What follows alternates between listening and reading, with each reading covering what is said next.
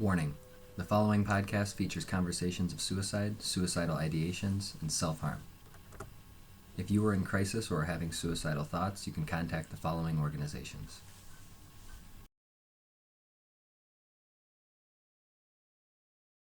Welcome to the Sacred Time Podcast. My name is Dennis Kaminsky. Today's episode is going to be a little bit different than normal. On the morning of June 1st, 2011, I woke up to the news that my dad had committed suicide. In light of the 10-year anniversary of those events, it is my intention to share with you my story and coming to terms with that news, as well as its effect on my own mental health. I will be joined today by two of my best friends in life, Kojo Osu and Marie Starr, who are here to assist me emotionally throughout this difficult journey, as well as provide insight from an outsider's perspective. It is my hope that by sharing my story, it will encourage others to share their story. Too many people suffer in silence. Without further ado, welcome to Sacred Time.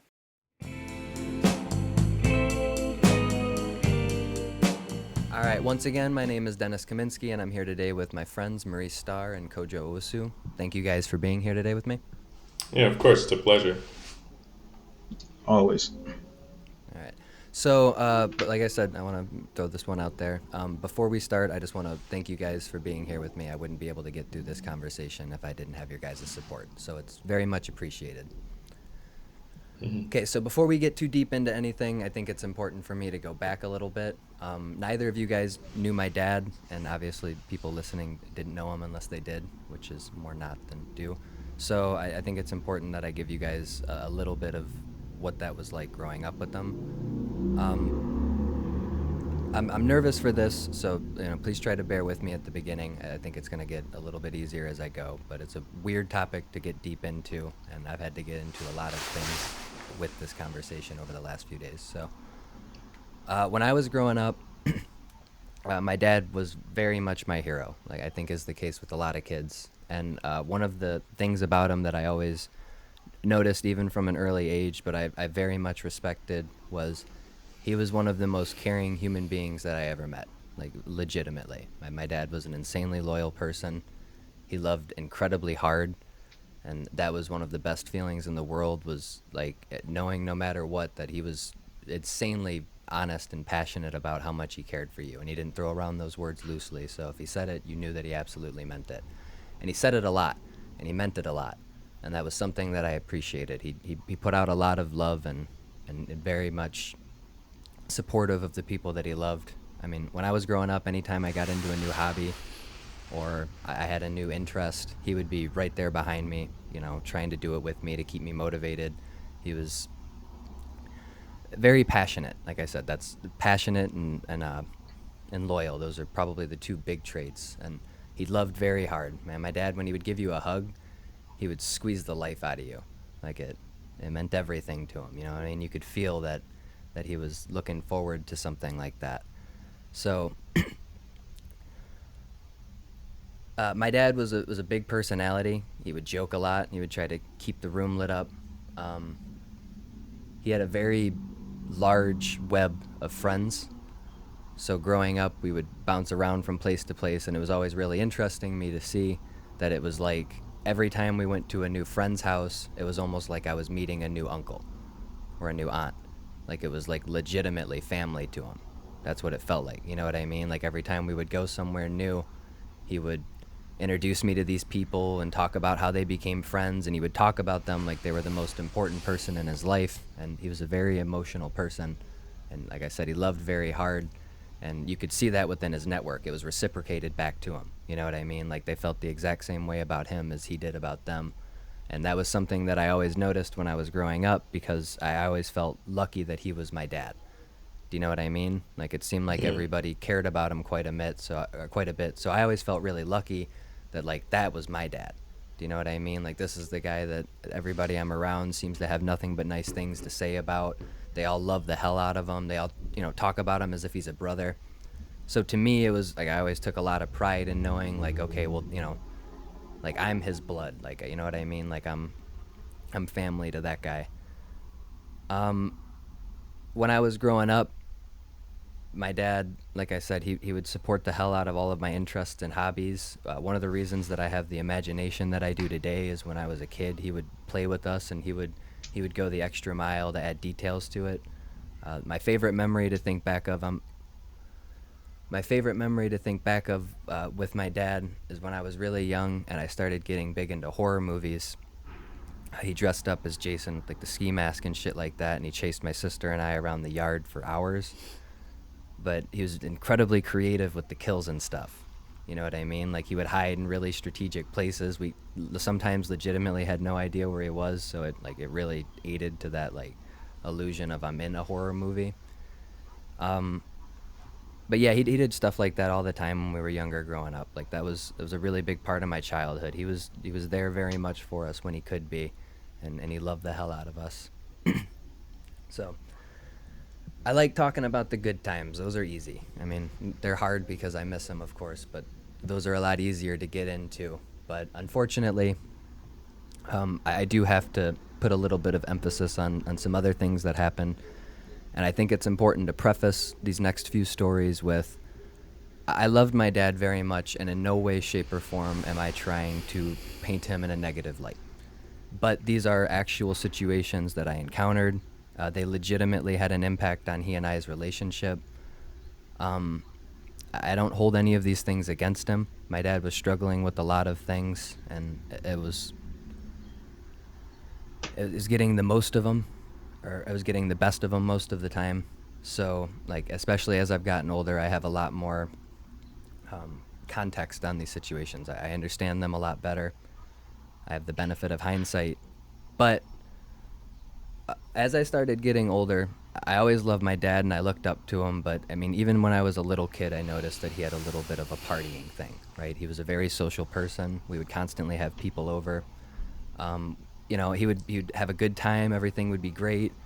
But the later in the night it got, the more stressful it usually got, because when there's a lot of alcohol and partying involved, the tensions fly and stuff.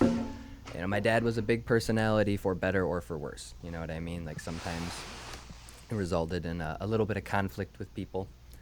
And when I was growing up, those situations were really scary. You know what I mean? Because, you view this guy as a superhero, and then you start seeing like, anger come out at another person. Or first time I ever saw my dad get into a fight with a person, I always thought that that would be something that was really cool. Like, my dad will beat this guy up and, all that other bullshit. But I didn't feel that way. It broke my heart, man. It scared the shit out of me. Like the first time I ever saw him hit a person, I was at a graduation party, and the guy was messing with me. So my dad was doing it in defense of me. And the guy he was being an asshole, to be completely honest. And there was a gentleman there who bit at me. When I met him, he had like this big spiky green mohawk, and it kind of freaked me out a little bit, but I thought it was really cool. I was pretty young. I was under 10 years old.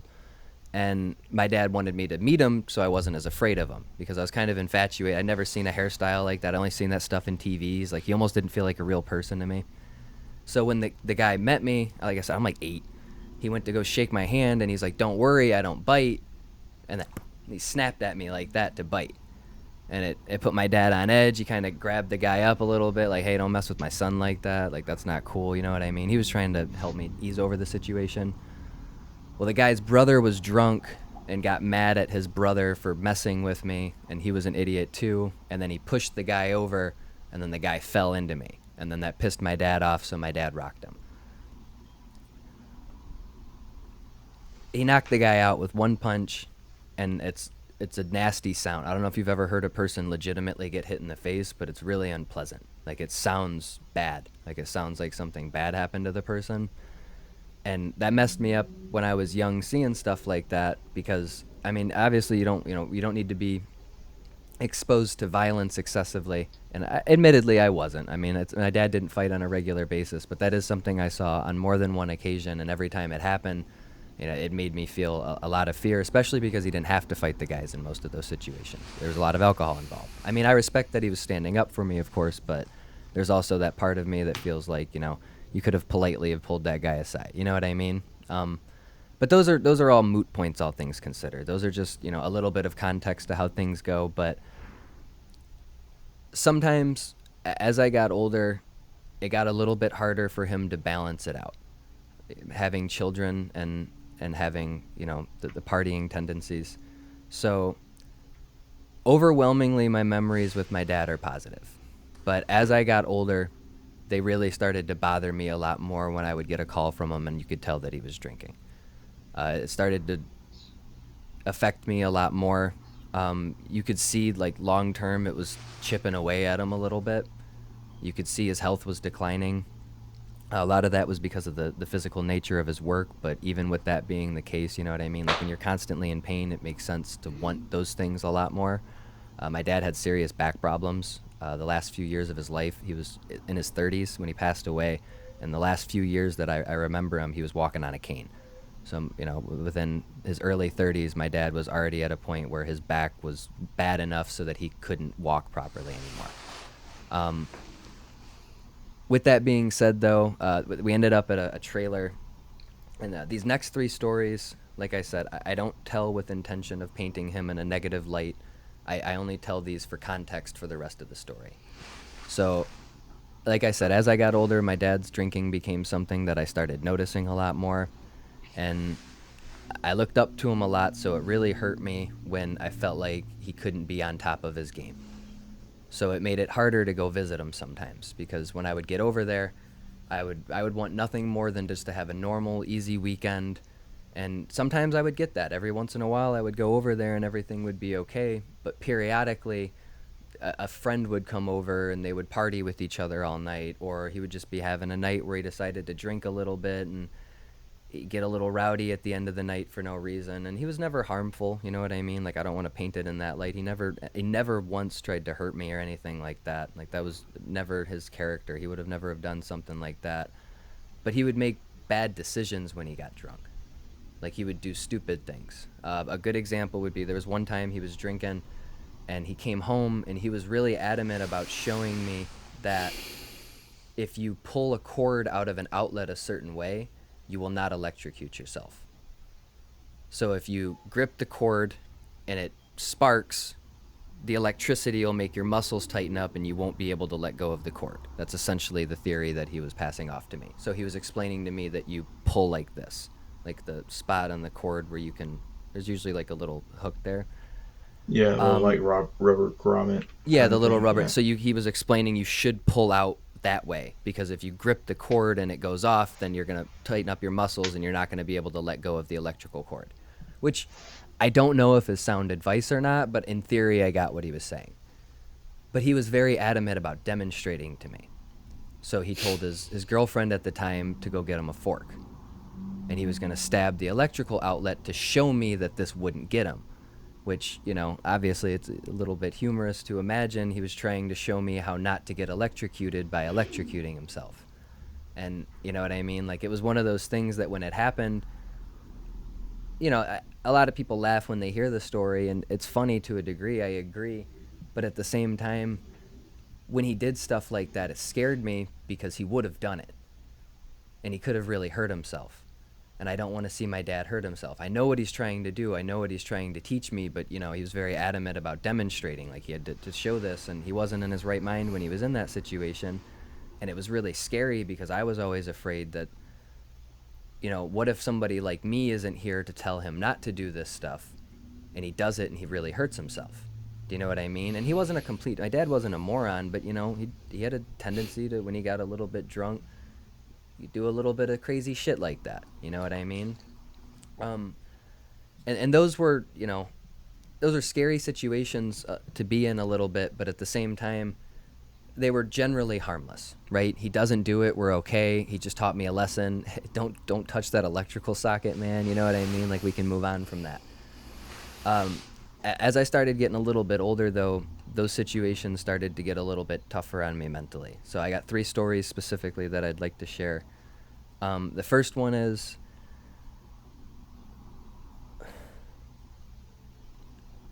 my dad moved into a trailer park a few years before he passed away. He moved to the city that I was living in, so it was easier for me to go visit him. When my mom and my dad broke up, they lived in 2 cities about 20-30 minutes away from each other. And he moved into the city that I was living in so that it would be easier for me to go visit him on the weekends. So within the first month or two of going to visit him at this new place, there was a really bad night. And I admittedly don't fully remember the context of why the situation escalated the way that it did. But as the night went on, he got a lot more temperamental. He got very emotional, and something set him over the edge. And he locked himself in the bathroom, and he was threatening to hurt himself. And I had never been in a situation with him like that, right? Anytime my dad ever got drunk, it was all like party stuff. Do you know what I mean? Like that electrical socket thing. Like it was, the idea was I can do this, show off what I know a little bit, teach him a lesson. It might not be the best idea on paper, but he's not intentionally harming himself to my knowledge, right? Like he's trying to demonstrate something to me. Well, this time he actually stated that I want to hurt myself. He was in the bathroom and he was threatening to commit suicide. And I had never heard anybody say anything like that legitimately. So it scared the shit out of me because I didn't know if that's something he was actually going to follow through on or not. I was so uncomfortable. Like, I wanted him to be better, but I mean, I was 14 or something at the time. I also just wanted to leave. You know what I mean? Like, I didn't want to be around that. It was making me think about a lot of things that I didn't want to think about, and I was starting to imagine him doing it and me having to, like, drag him out. And you know what I mean? Like, it just got to the point where it wasn't something like I had ever encountered before, and I wasn't aware of where he was at mentally. So it was a really big shock, and unfortunately, it felt like a defense. I don't remember the context of what was going on, but I remember he was having an argument with his girlfriend, and that was ultimately what he resorted to at the end. And it got difficult because I didn't know how seriously to take it, and it scared the shit out of me as if it were a really serious matter, but I didn't know if he was being honest or not. I didn't know if he was just doing it to get out of the situation he was in, and you know what I mean, to win the argument, essentially. That was the first time that I ever had that conversation introduced to me. That was the first time that I ever had it directly addressed to me specifically, that my dad was having thoughts like that. Growing up, I thought, he was a very happy person, to be completely honest. As I'm older now, I view it completely differently, but like I said, I was looking up to him. So it was really hard to see some of those things that he was struggling with. Like I couldn't even see them. They were completely invisible to me. So when that happened, it really shifted my perspective a lot, because I was already starting to get to the point sometimes where when I would go over there, I would start getting annoyed at the end of the night. Even if he wasn't getting drunk, it was just like, we've had this conversation before, and you won't stop. You know what I mean? And when I come over here, you're doing it. And it's not that you're not allowed to drink, you know what I mean? Like, it's just, it's hard because I don't know that you're going to calm down as the night goes on. But with the exception of those kind of conversations, like, our relationship was still, very sound. Like, I didn't really feel like he was going to hurt himself. I didn't really feel like he was ever going to put me in danger. You know what I mean? Like, it always felt like a pretty standard. He likes to party sometimes. What do you mean by Go ahead. we've had this conversation before? Growing up, my dad and I talked about his drinking. I've always been very vocal about not enjoying it, sometimes to a fault, you know what I mean? And I don't mean that to take his side or anything, but like when I was a kid, the first time I saw him and my grandpa get drunk, it really scared me because they act different, you know what I mean? I wasn't used to those, and as I got older, How old like I were said, you? I was probably, that I was aware of it, like 4 or 5, that they were drinking from when I was a baby. Like, that's just kind of the way it is. And all things considered, they wouldn't act out regularly, but it's like, I don't know, man. You when you're in college, you go to 10 college parties, there's maybe 5 altercations altogether, right? Like, just every once in a while the situation escalates and it gets to a really bad point. The thing that really bothered me with my dad was he wouldn't just get belligerent drunk and get into a fight every night, right? But I only saw him on weekends. So I'm with him for 2 days. So you're 8 days a month. If he drinks all 8 days, I'm with him. And one of those times there's an uncomfortable situation, it feels like it's a lot more regular than it maybe is. So to me, it was something I was, you know what I mean? Like, it was there. So when I was pretty young, I stopped going to my dad's for a minute because I was getting uncomfortable because he was drinking often. He quit. He got his stuff clean for a little while. He had a few things happen within his life that kind of forced him to make those decisions. But I didn't know it was deeper than that. I always thought it was just if he didn't drink, we would be okay. In retrospect, he had mental health issues. There were other things going on as well. A lot of his behavior wasn't just because of alcohol. It was probably a lot more emotionally charged than I thought. And the drinking itself is a lot more emotionally charged than I thought. You know what I mean? I understand some of those coping mechanisms a little bit better now at this point in my life. But he and I had conversations about, hey, can you please not drink tonight? Hey, when I come over this weekend, can we not go anywhere? Can we just stay home and not go to a party or go to a friend's house or do something like that? And it felt like it was, it was taken seriously in the moment, but it always felt like there was a reason why this time it was a different thing when it actually came up.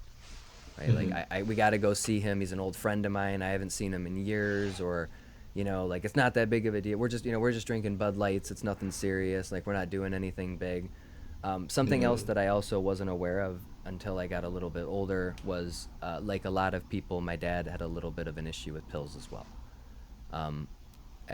Probably the same way most people got into it. He was having back pains at a really young age, get prescribed some sort of opioid, and you kind of get hooked on those things. They're tough to break. So I didn't really understand the effect that pills had on people either. So I always associated it to drinking. So there were some nights where he was probably just at the end of the night a few too many Xanax deep, and I interpreted it as he was drinking too much. Do you get what I mean? Yeah. So sometimes I wasn't even aware of exactly what was fully going on. But that was, unfortunately something that, like I said, as I got older, it became a lot more frequent too. Every time I went over there, by the end of the night, it felt like he was down a lot.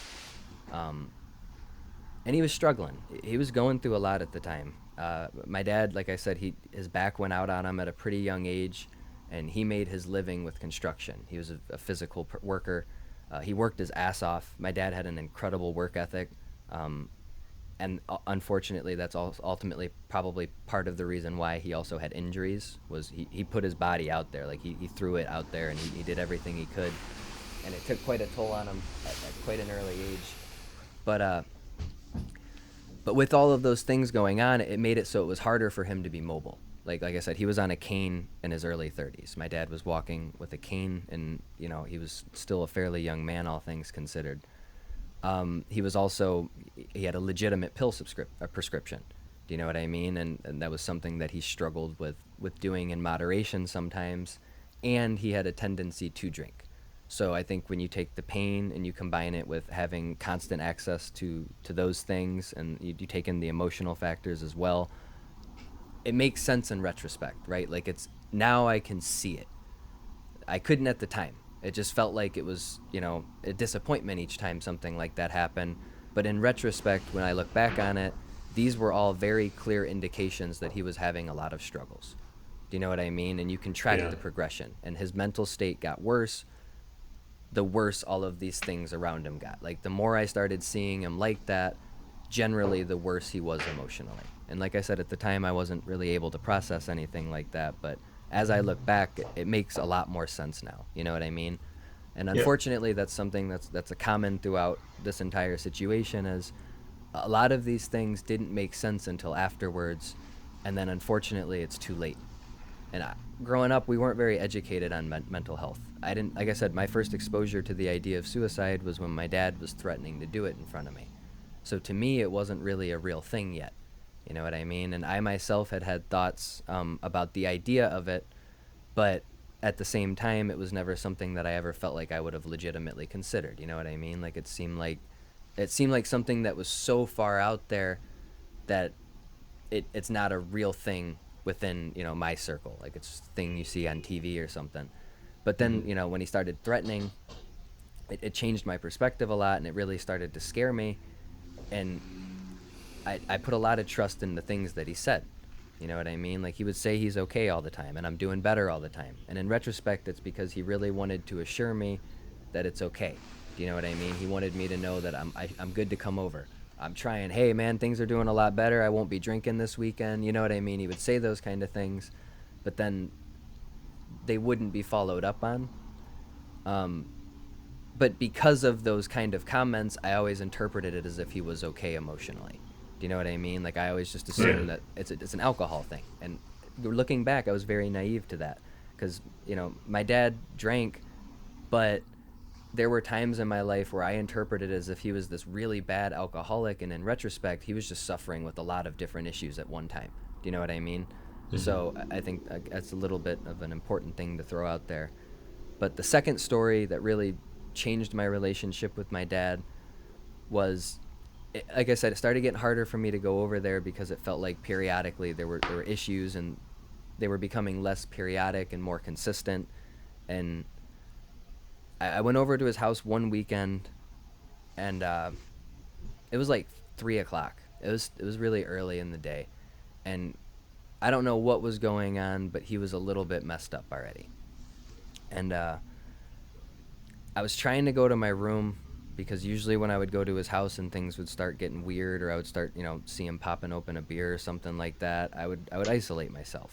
And, looking back, admittedly, that's something that I do regret doing a little bit because I didn't get as much time with them as I would have liked to, and I feel like a lot of those situations I probably could have continued to interact with them. But again, you know, being a 14, 15-year-old kid at the time, I was just mad at him because he wouldn't stop, and I wanted him to stop so bad. But he got, like I said, I don't know exactly what it was, but he wasn't in his right state of mind, and then he fell over, and he couldn't get up. His back was bad, so he couldn't like grab a hold of anything to pick himself back up. So I had to get behind him and put my hands under his arms and pick him up. And for one reason or another, he was incredibly proud of the fact that I could pick him up at how much he weighed. My dad was probably at the heaviest he ever was in his life. He wasn't working the way he used to. He's putting on a little bit of weight. But he was incredibly impressed. Like, he was just like, "Man, son, that's so impressive. Man, boy, I weigh 200 pounds and you just picked me up like it was nothing." Like, he was proud of me. And I didn't feel the same way in that moment. I was a little annoyed that I had to go pick him up. You know what I mean? But whatever, it is what it is. And I turned around and I started walking away, and I looked back and he threw himself on the ground again. Like, he chose to throw himself on the ground again. "Hey, buddy, I need you to come pick me up again." And then it bothered me. One, because it was really early in the day, and he's not okay right now. You know what I mean? Like, you can see he's not in his full right state of mind, and I just got over there a few hours ago, and like my weekend's just starting, and here we go, and I already had to pick him up off the ground. You know what I mean? He can't even walk right now. And then when I get him up and everything's okay and he's perfectly fine, I look over and he threw himself back on the ground. You know what I mean? He's got a bad back. He knows he can't get up, but he was proud of me for being able to pick him up, so he wanted, I guess, to interact with me. You know what I mean? And I think that's one of the things that really bothered me about thinking about that, was it made me so uncomfortable in that moment to watch him do that so I could pick him back up. I didn't want to be there anymore. I was completely over spending time with him now at this point because, like, what the hell's going on? You're my dad. I'm a 15-year-old kid, and I'm picking you up off the ground because you're choosing to throw yourself on the ground so that I can pick you up. Do you know what I mean? Like, I don't want to be in this environment. I love him to death, and it was hard to be in that situation because I never wanted to feel like I was giving up on him. But in that situation, I remember thinking, like, I don't know if I'm coming back next weekend. I think I'm going to take a few weekends off because I can't deal with this constantly. And then for the rest of the night, I was so insecure about my relationship with him because I didn't know why it meant so much to him that I picked him up. So it started, like, fucking with my perception of our relationship, and I really started to beat myself up about, am I there enough for him? Am I trying hard enough? Am I doing my end of the relationship? Do I need to be more relaxed about things like him drinking? Like, do I not really fully understand everything that's going on? And it just, it created a lot of conflict in my head with the situation, and it added a lot of stress to seeing him, and that was really hard because I mean it sincerely when I say he was my hero growing up. Like, I looked up to him. I mean, I'm a Cowboys fan because he's a Cowboys fan. It's just I wanted to be like my dad when I was a kid, and I loved the hell out of him. And he was such a good person, and he had such great tendencies, and he was so fucking loyal to people, and he was so loving. And it just killed me to see him doing that kind of stuff to himself. Like, he wanted to electrocute himself to show me how not to electrocute yourself. He threw himself on the ground so that I would pick him back up. And I know he wasn't trying to do these things to hurt me emotionally, but it was. I was scared. I didn't want to see him hurt himself, and I felt like by me being around him, he was more likely to go out of his way to hurt himself. And Mm. I never fully understood that. And admittedly, I don't still fully understand that. And it was weird, and it made it complicated. And that was hard because I loved going to see my dad. I loved going to visit him. But when those things start happening and they start piling up on top of each other, it's almost like, well, why would I go to your house knowing that, you're going to try to stab an electrical socket, or I'm going to have to pick you up off the ground, or you're going to lock yourself in a bathroom. You know what I mean? Like, it starts getting to the point. And those are just the situations that that are really important to me. There were a few other little awkward instances here and there, and you know what I mean? Like, it was starting to pile up, and he was in a bad place. Like, I recognize that a lot better now, and it's hard to think about it that way because in the moment those situations just bothered me, and now when I think back on them, like, it's him crying for help. You know what I mean? Like, that's him. I need you here, son. Like, I need you here with me. I need you to pick me back up. And it was hard because I didn't really feel like I was there yet. I was young. I wasn't emotionally matured myself. I didn't know how to be that kind of a person. I didn't feel like I was mentally stable enough to be somebody's rock. And I was always there to support him, and I love my dad more than anything, and I wanted nothing more than for him to be happy, and I wanted nothing more than for him to be healthy, and I wanted nothing more than for him to have the motivation to be the person that everybody knew that he was, like, deep down inside. You know what I mean? But it was worse than I thought it was. So this is the third story that I wanted. I know the electrical thing sounds like part of the three stories. I wasn't planning on telling that. But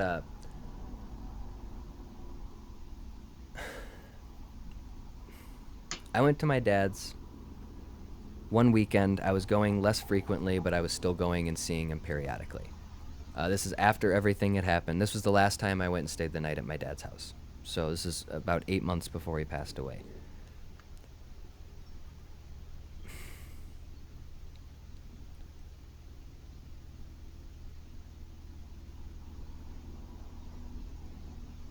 We were hanging out, and I was in my bedroom, and his girlfriend ran through the hallway screaming, "The neighbor's house is on fire." So we were in a trailer park, and the person next door was smoking cigarettes or a joint or something like that near their oxygen tank. They were on oxygen, and it combusted. So their trailer went up pretty quickly. So when I came out of my bedroom in the hallway, like, the hallway was illuminated with the orange of the flames next door. So as soon as you walked outside, I thought our apartment was on fire. That's what it felt like when, or not apartment, I'm sorry, a trailer was on fire when I walked out into the hallway. So obviously, we're right next door. The flames ended up burning the side of our trailer. So it was that close. So obviously, as soon as it all happens, we got out and we ran outside. So the two people who were smoking next door were smoking on an oxygen tank, and that caused the flames to go up. But they had extra oxygen tanks in their trailer, which are explosive, especially in a fire. Yeah. So they came out of the trailer screaming about that specifically. We got to get away. There's more oxygen tanks in there.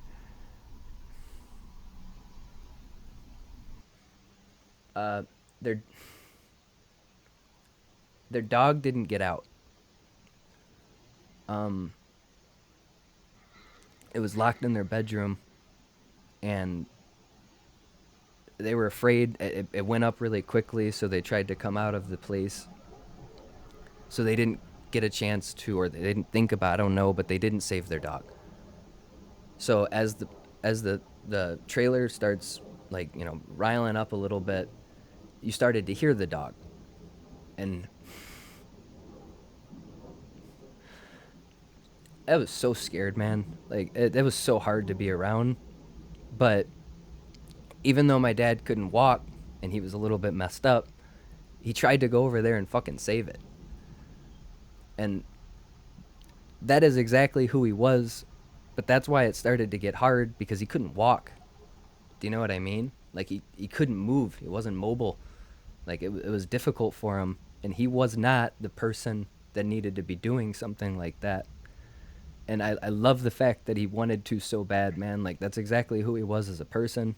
And it, it broke me to watch.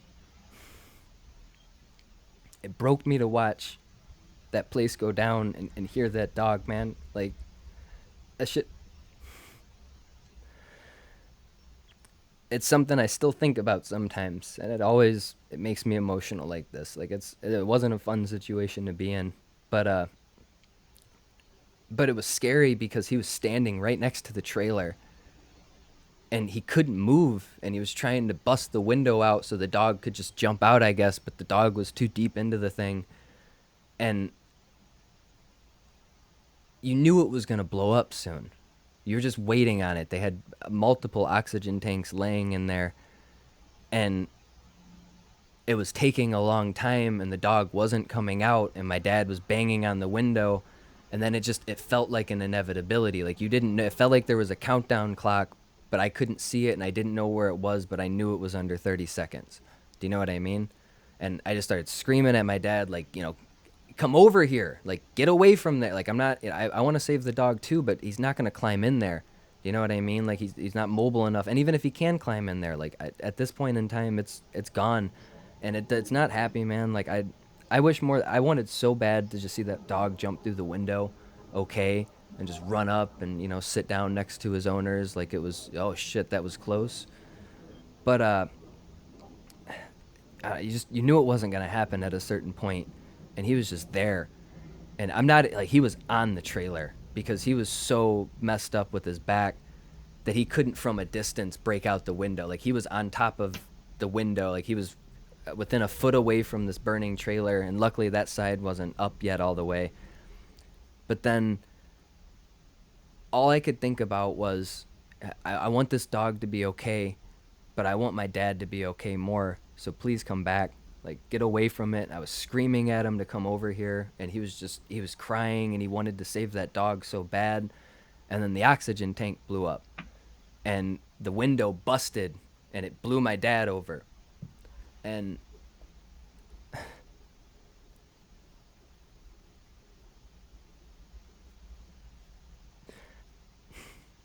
I thought I lost him. It scared the shit out of me. I was so mad. And he got up. Ambulance, the fire department eventually showed up a little bit after that, so the ambulances and stuff showed up, and it busted his arm to shit. I mean, he had glass blow up in his face. He had cuts all over himself, and he was emotionally gone. Like, he just cried. He didn't say anything after that. When they took him away, he was trying to explain what was going on with him, and he was trying to explain what happened, and you couldn't understand a word he was saying. He was emotionally all of the way gone. And that was that was hard for me. That was hard for me because he wouldn't listen.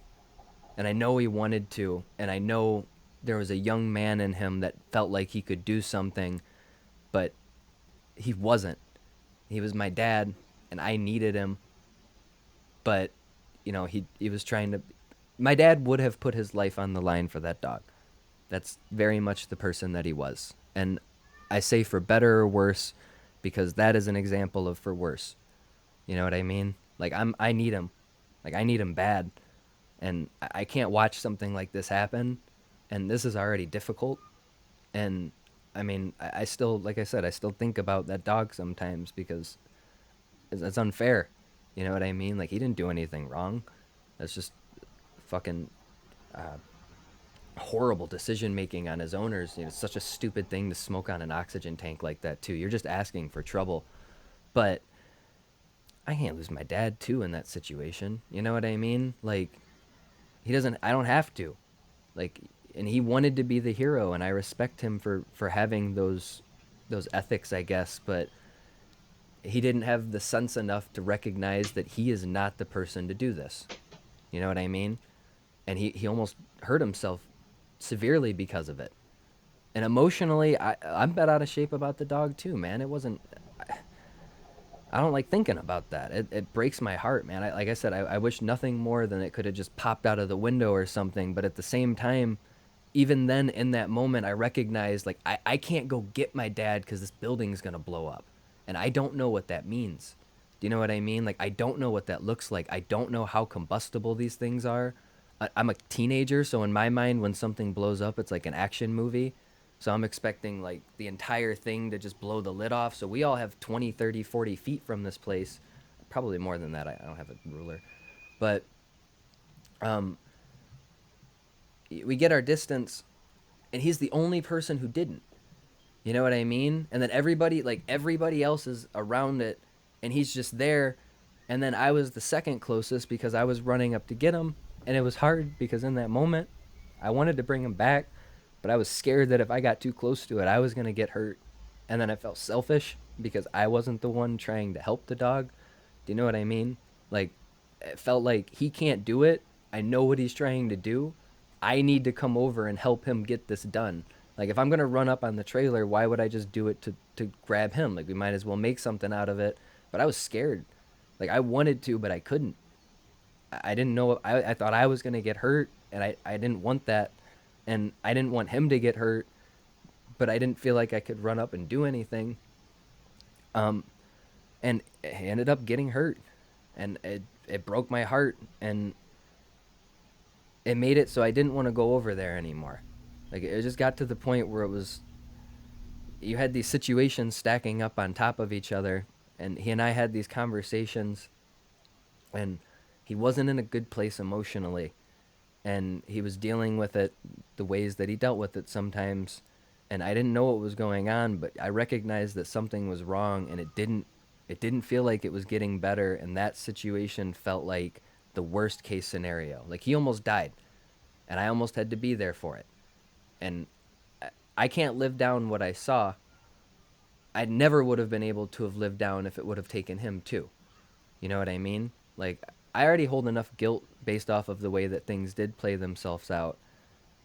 But even now, I still feel guilty about that. And I know I shouldn't, and I know I was making the right decision. But in that moment, I wanted everything to be okay. I wanted the dog to be okay. I wanted my dad to be okay. I wanted to be okay. And the only person that I had control of in that situation was myself. And it was really hard. And I always thought that, my dad's such an empathetic person that if he can just hear the pain that I'm going through, it'll snap him out of it, and he'll turn around and he'll just walk back. And I mean, none of us are happy about what's happening in this situation, but then you're not hurt too. But it didn't play itself out like that, and it felt like that was indicative of what it was like to go see him sometimes. You know what I mean? Like, it felt like I can't help him. I want to, but I'm not that person, and he's not in a good place right now. And I recognized that, and it made it hard to go be there with him. You know what I mean? Like, I didn't feel like I had stability. And that was tough because my dad, he was a rock for me a long time growing up. So it was really hard seeing him in this state where emotionally he was struggling, man, and he was battling a lot of things, and he was in physical pain, and he didn't have an outlet to do anything about that. And I didn't recognize exactly what was going on, so I just internalized it as, you know, he he doesn't he doesn't care enough to get it together, you know what I mean? And those are tough thoughts to think back on because I missed the shit out of him, and I wish nothing more than I could see him again. So it's really weird going back to some of these memories and being disappointed in them and again, you know? Like, I don't want to be in them. I'd rather, like I said, at the beginning, the first 10 minutes when I talked about who he was, that made me happy. I love sharing that stuff with people. I love them knowing who he was. You know what I mean? Like, I love expressing the best qualities of who he was and why he mattered so much to me. But those things those things changed my relationship with them, and they're too big a part of the story to leave out because, like I said, he was struggling a lot. Um, After that, he moved back in with his parents. He moved back in with my grandparents, and a bunch of other stuff happened, but it's not really important. Um, so I was seeing him less. Like I said, that was the last time I went and visited him. I had seen him a few times since then. He came to my birthday party, a few things like that, but it got to the point where I would only talk to him on the phone every once in a while. He would shoot me a call sometimes, and we'd talk, 20 minutes, tell him I love him. He'd tell me he loved me. That's mainly why he would call. He would just call to let me know that he loved me. He just wanted to check in on me and let me know that he was thinking about me and he cared about me. Um, but sometimes when he would shoot me a call, it would be a little bit too early in the day and you could tell that he was already drinking a little bit. And it started to get hard because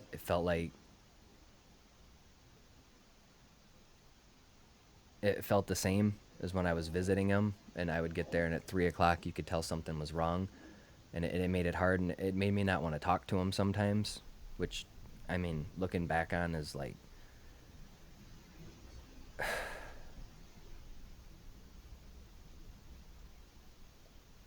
you don't get that time back, you know? But, I'd have to imagine though that's incredibly tough when yeah, the circumstances being what they were, and like you said, you being at a point in your life where emotionally and mentally you weren't, just you weren't really as mature as you are now to kind of really take in what was going on and understand um, why things were happening the way they were, and to be in a yeah, position where you, I mean, there's no question of his love for you, but it's like you said, that sense of stability of your guys' relationship in those situations. I mean, I I can't imagine it, and I know it's like you said, it's time you don't get back, but I can definitely understand why in those moments those were the decisions you made. yeah, and I think that's an important thing to bring up. I'm glad you did. I'm not happy about any of this story, right? Like almost all of the events that I'm going to go over, I wished had never happened. I don't share any of this with the intention of trying to paint my dad in a negative light because I do hope that people recognize this is what depression looks like. This is what suffering looks like. This is what negative coping mechanisms look like. And unfortunately, as hard as everything was on him, one of the big things I also want to try to highlight in this story is these are things he was doing to himself, and those are scary things, right? When you hear those things, like you don't shouldn't shouldn't try to hurt yourself, you know what I mean? Like those are bad things. Those are bad thoughts to have, but they're commonplace. And I don't think you as often hear about what it does to the people who are surrounding it because there's almost like a protected conversation. And I love my dad more than anything. And like I said, it's hard for me because I want to protect his memory, right? Like I don't want people to look back on him and view these experiences that I had with him negatively and that be the thing that they remember him as. You know what I mean? Like I don't want to hurt his legacy like that. But it is a part of who he was.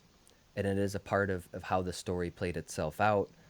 And a lot of young people and a lot of just people in general, not even specifically young people, but a lot of people are with are they have people within their immediate circle or loved ones who are struggling with these things and they don't have an awareness of what it is that they're struggling with. We don't communicate a lot of these things often enough, right? Like if when my dad was having trouble emotionally, if he would have expressed to us those things, then we would have had a little bit more of an understanding. But I always internalized it as you have control and you're choosing to do this right now. So it made it so I didn't want to talk to him. I don't know if this is mine to tell. I had a few family members had an intervention with him a few months before he passed away. A few family members were beginning to get concerned about some of the decisions that he was making, so they went and sat down and had a long, honest, emotional conversation with him. And I didn't want to participate because I didn't know if I believed in that idea. Do you know what I mean? And that's something that I regret very much today, because I do wish I could have been there to have lended my support. But I wasn't ready to talk about it. I wasn't dealing with my emotions properly. You know what I mean? I had a tendency to push a lot of my things down. So for me, the easiest solution in a lot of these cases, like you mentioned, was I didn't feel comfortable. I hated when he called me and you could tell that he wasn't all the way there, because I held him in such high regard that it broke me, man. Like it was like watching your hero, make these horrible mistakes. And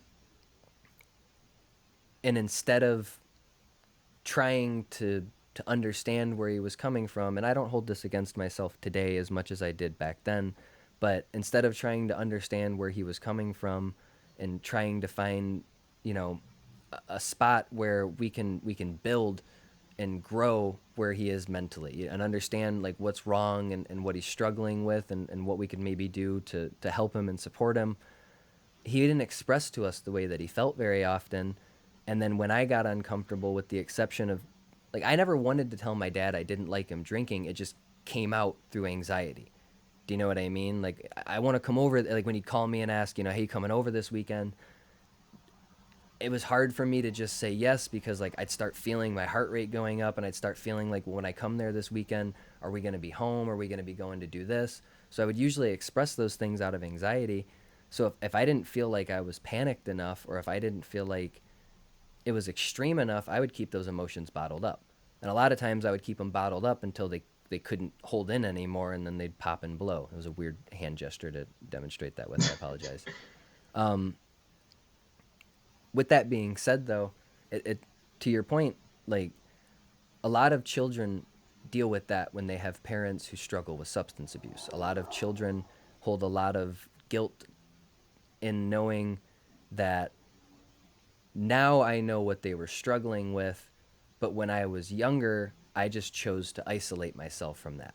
And it's easy to understand why somebody would feel guilty in that situation. Now that I know how much my dad was struggling, it breaks my heart imagining me not doing literally everything in my power to be there for him, to help him grow and improve. Like with you guys, if either of you two communicated to me that you were struggling emotionally, I would do everything in my power to make sure I could do anything I could to help you guys. Be there for you emotionally, provide assistance in getting you to and from therapy sessions, um, you know, whatever you guys needed out of me. So it's really difficult to look back and imagine that he was struggling with those things and I wasn't putting down as much effort as I feel like I could have. But at the same time, it is important for me to remind myself, just for my own mental sake, that I was too young to be expected to understand those things. That wasn't my place in life. And I didn't have him communicating honestly with me. And it's difficult because, like you said, yeah, it breaks my heart, man. I hate thinking back on all the times that my dad would call me and I would rush off the phone because I could hear it wasn't the way I wanted it to be. Because every time I rushed off the phone, I cut off, I only got so much time with him. You know what I mean? So I shorten that a little bit by choice. And that's really difficult to cope with sometimes, because you can't sit back and just regret everything that you ever did, but man, that one especially, like, I love the shit out of him, and I don't have him here anymore. So it almost feels like I should have just dealt with it more. But I know where I was at emotionally with it, man. It broke my heart. I hated it. I hated seeing it so much. I looked up to him, and anytime I saw him like that, it fucking broke me, man. So it's tough because I'm always going to have that feeling of I should have done more, and I should have said more, and I should have been there more. But I always have to remind myself when I'm in that place that I didn't have that information then. It's like knowing the answers to a test. I know them now, but it didn't help me when I was taking the test. You know what I mean? So I always think back on, I could have scored better. I could have scored better. I know all the answers now. We could have gotten through this, but I also think that that's something people tell themselves to make them feel like it would have changed, because I don't know how much it would have helped, if I'm being completely honest, when I look back. I know if my dad had better outlets, it would have helped quite a bit, but based off of where we were at in the situation, he was pretty deep into it, and he wasn't reaching out as consistently as he should have, you know? And that's one of the things that's really important when you're suffering from depression and you're having, suicidal thoughts and feelings like that. Like, you have to reach out. And it's not easy. And I can speak from experience, and we'll get to that part a little bit later in this conversation. But you absolutely have to speak out, because if you don't, you're suffering in silence, and it feels like the polite thing to do, and a lot of people don't want to stress out their loved ones, and a lot of people don't want to put that on other people. But I'd rather hear your issues. I believe, Maurice, your wife actually posted something about this yesterday on Facebook. I'd rather listen to your story. I'd rather listen to you complain than attend your funeral. And that's how most people who care about people feel.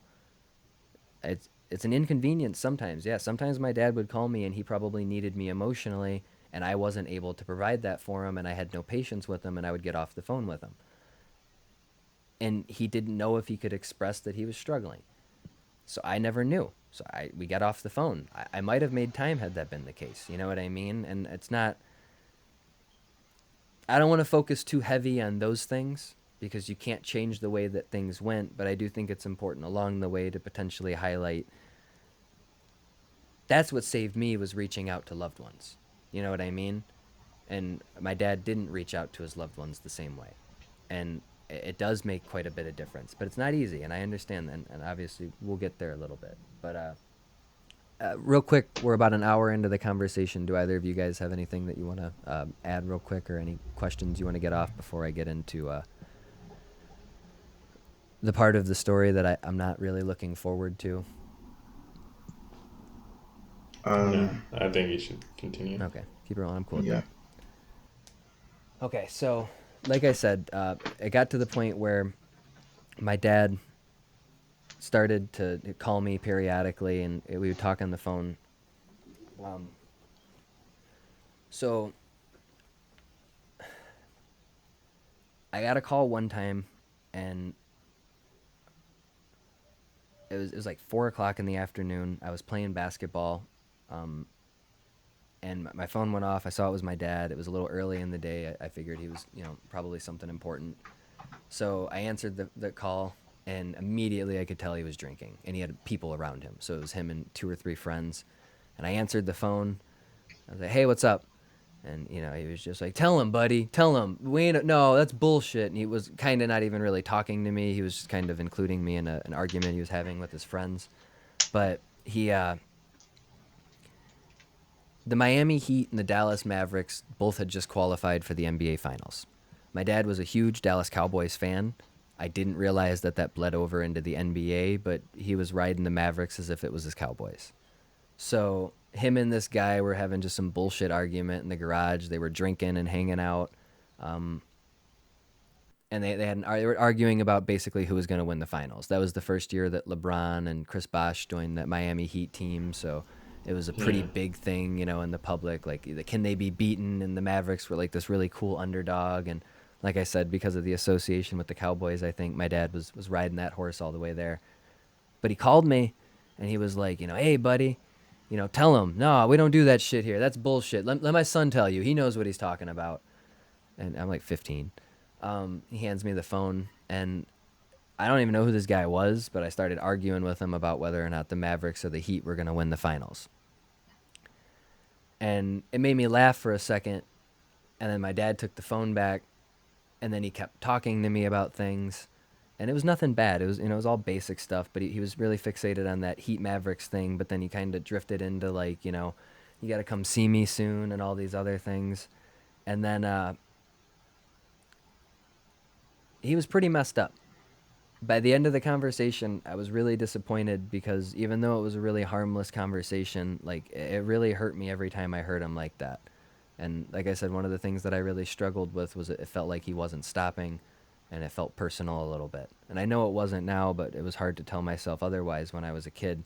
And I just wanted so bad for him to be doing better, that even though I really enjoyed that interaction, it also really hurt me, because I could hear that he wasn't okay. So fast forward to about 5 or 6 days later, I'm going to bed for school.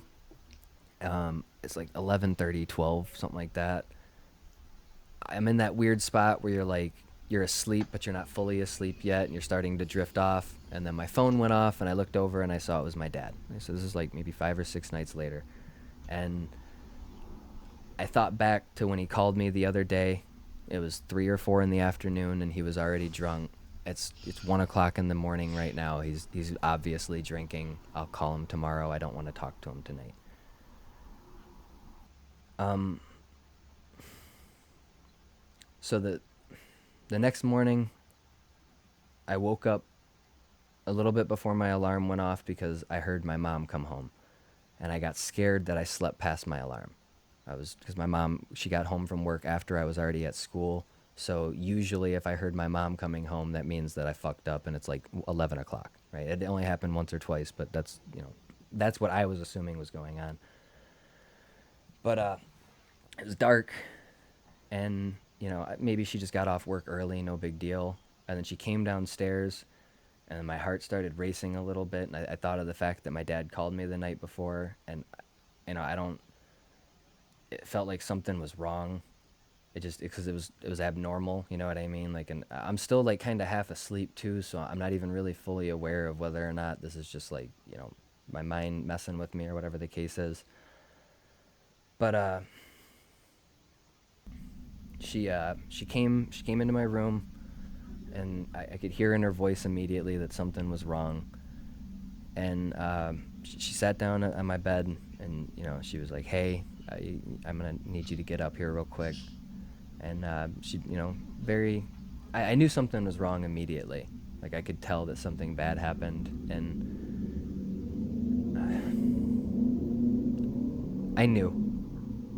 Like as soon as she came down there and started talking, I thought of the night before and how I didn't answer the phone and how my dad called me, and immediately that's where my mind went. And I remembered, some of the scary situations that I had had with him, and some of the things that he had said, and I immediately was like, I don't want to be here in this situation, but like, I felt like I already knew what she was getting ready to say, and yeah, she sat down, and she tried her hardest. It was a tough situation to be in. She didn't know what to do at all, but she didn't. Hey, I don't really know how to say this, so I'm just gonna come out and say it. Your dad died last night, and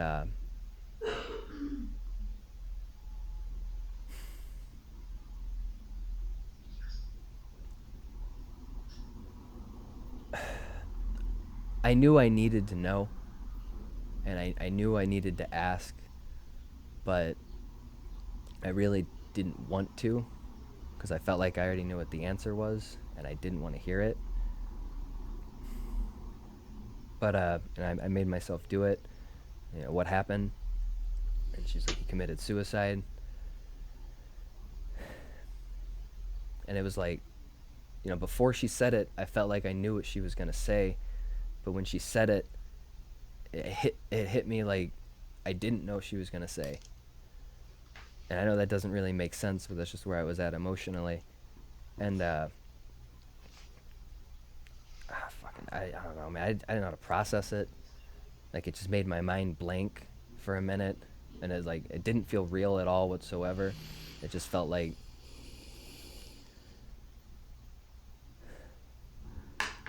I felt like I was dreaming. You know what I mean? Everything was so weird and abnormal.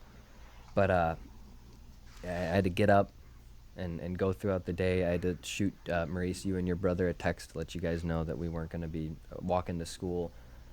And I think that's right then and there, that first text message that I had to send you guys. I was so conflicted emotionally, and I feel like that didn't go away for years.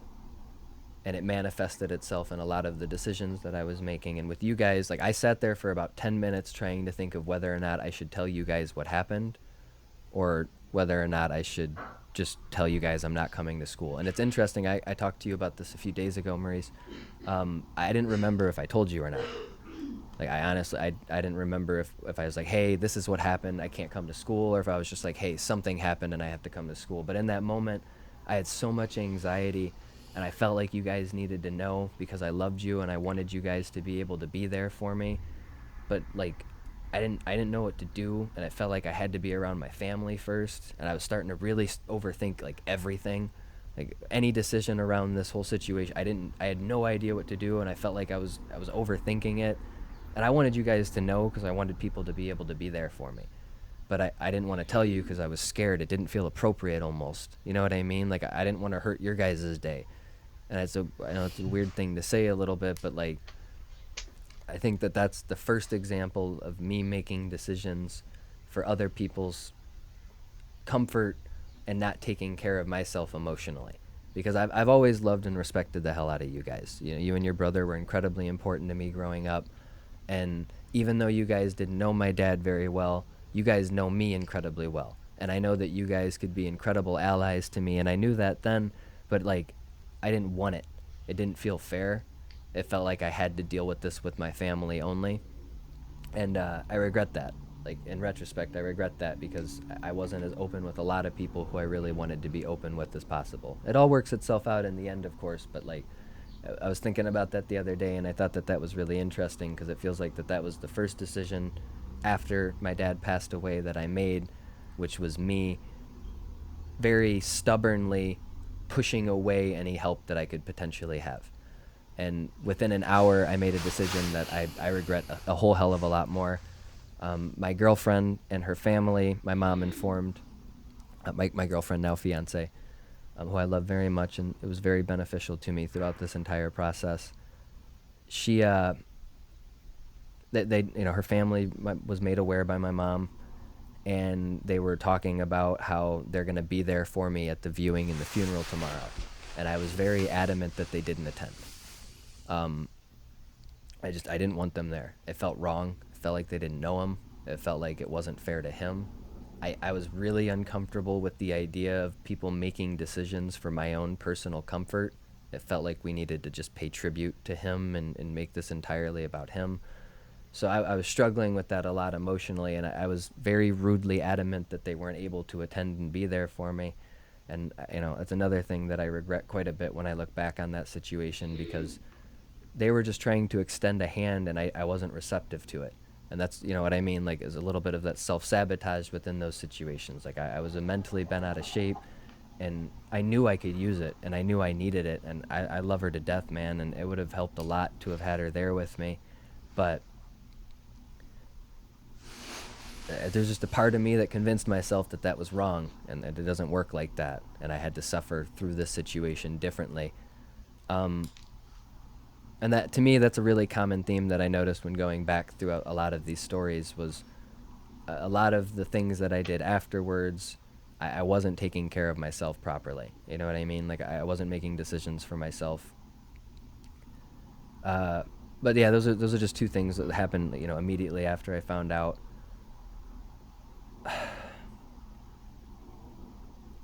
It was tough, man. Like,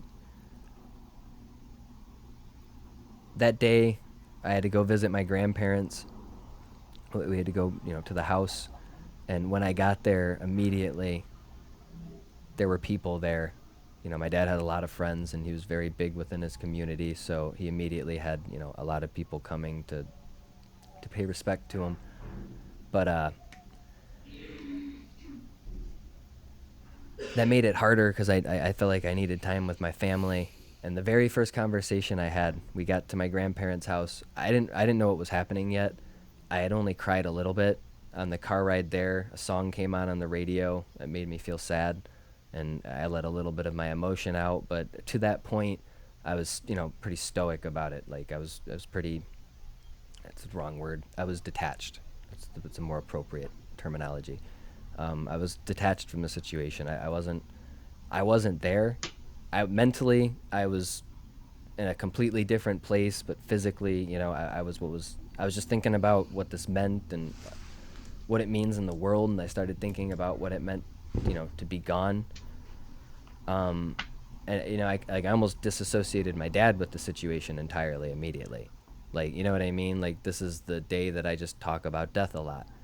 But as soon as I got back to my grandparents' house, that was broken. That my cousin was over. I didn't know the guy very well. I mean, I'm assuming he's my cousin. That's what I was told. But my grandparents were dealing with some stuff. Obviously, I came in and hugged everybody, and we told each other that we loved each other. And everybody, walked away to go deal with some stuff. And I was in the kitchen by myself, and my mom had to go take care of some other things. So I was left at the house with my grandparents and my aunt, my cousin. There's probably one or two other people there. I don't fully remember. But my cousin sits down next to me, and I don't know this gentleman very well at all whatsoever. I admittedly don't feel comfortable talking to him at all whatsoever. And he sits down next to me, and he loved my dad a lot, and I look a lot like my dad. And unfortunately, I got a lot of situations and interactions that were very similar to this. So he sits down next to me, and he just starts pouring out all of his feelings towards what happened, as if he's talking to my dad. And first thing he said to me, and I didn't think about anything like this. I was just still trying to process everything that happened. I was trying to wrap my head around the whole concept. And I felt like I was waiting to cry. Like the pain that I felt earlier hadn't come out yet. And I was just kind of waiting for like the right people, if that makes sense. Like I needed my family, and I felt like I needed time with just them. But then I end up next to this guy, and he's talking to me about everything. And then he goes, man, your dad was such a good guy. And that was the first time that I had heard somebody talk about him in the past tense. And it was like, okay, this is starting to set in now. I don't know who this guy is, but he's making me go through some shit. And then he goes, man, I hope he doesn't go to hell for what he did. And I was like, fuck. I'm not admittedly a very religious person, but that idea, it fucked with my head so much, man. Like, I hated thinking about that. I hadn't thought of that, and that was one of the first things that I heard. And I should have removed myself from that situation, but I didn't. And I dealt with that all day. I had so many strangers, and people who were vaguely strangers, and people who were what felt like distant memories, and then a few people here and there that I genuinely felt an emotional connection with. There's just all of the people within my dad's network, and one by one for the rest of the day, I had person after person coming over to me, and the second that they saw me, they would start crying because I look like my dad and I am his son. And then they would start pouring out all of their thoughts and feelings on not just him, but the fact that he did what he did. The fact that he had committed suicide was very difficult for a lot of people to accept. I had a lot of people denying it to me. I had people making up theories that he was murdered. I had people expressing to me that something else was going on. And it was messing with my head a lot because,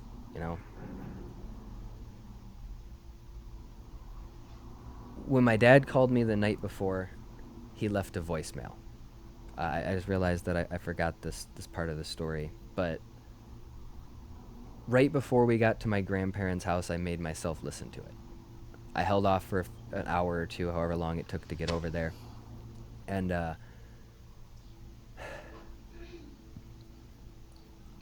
my dad wasn't calling for help. My dad wasn't calling to reach out to people. My dad was calling to inform people of what was happening. My dad did not write a suicide note. He instead reached out to the people who he cared about most. So the voicemail that my dad left me was, I love you, buddy. You're my only son. You have to keep the Kaminsky name going. And that was the extent of what he said.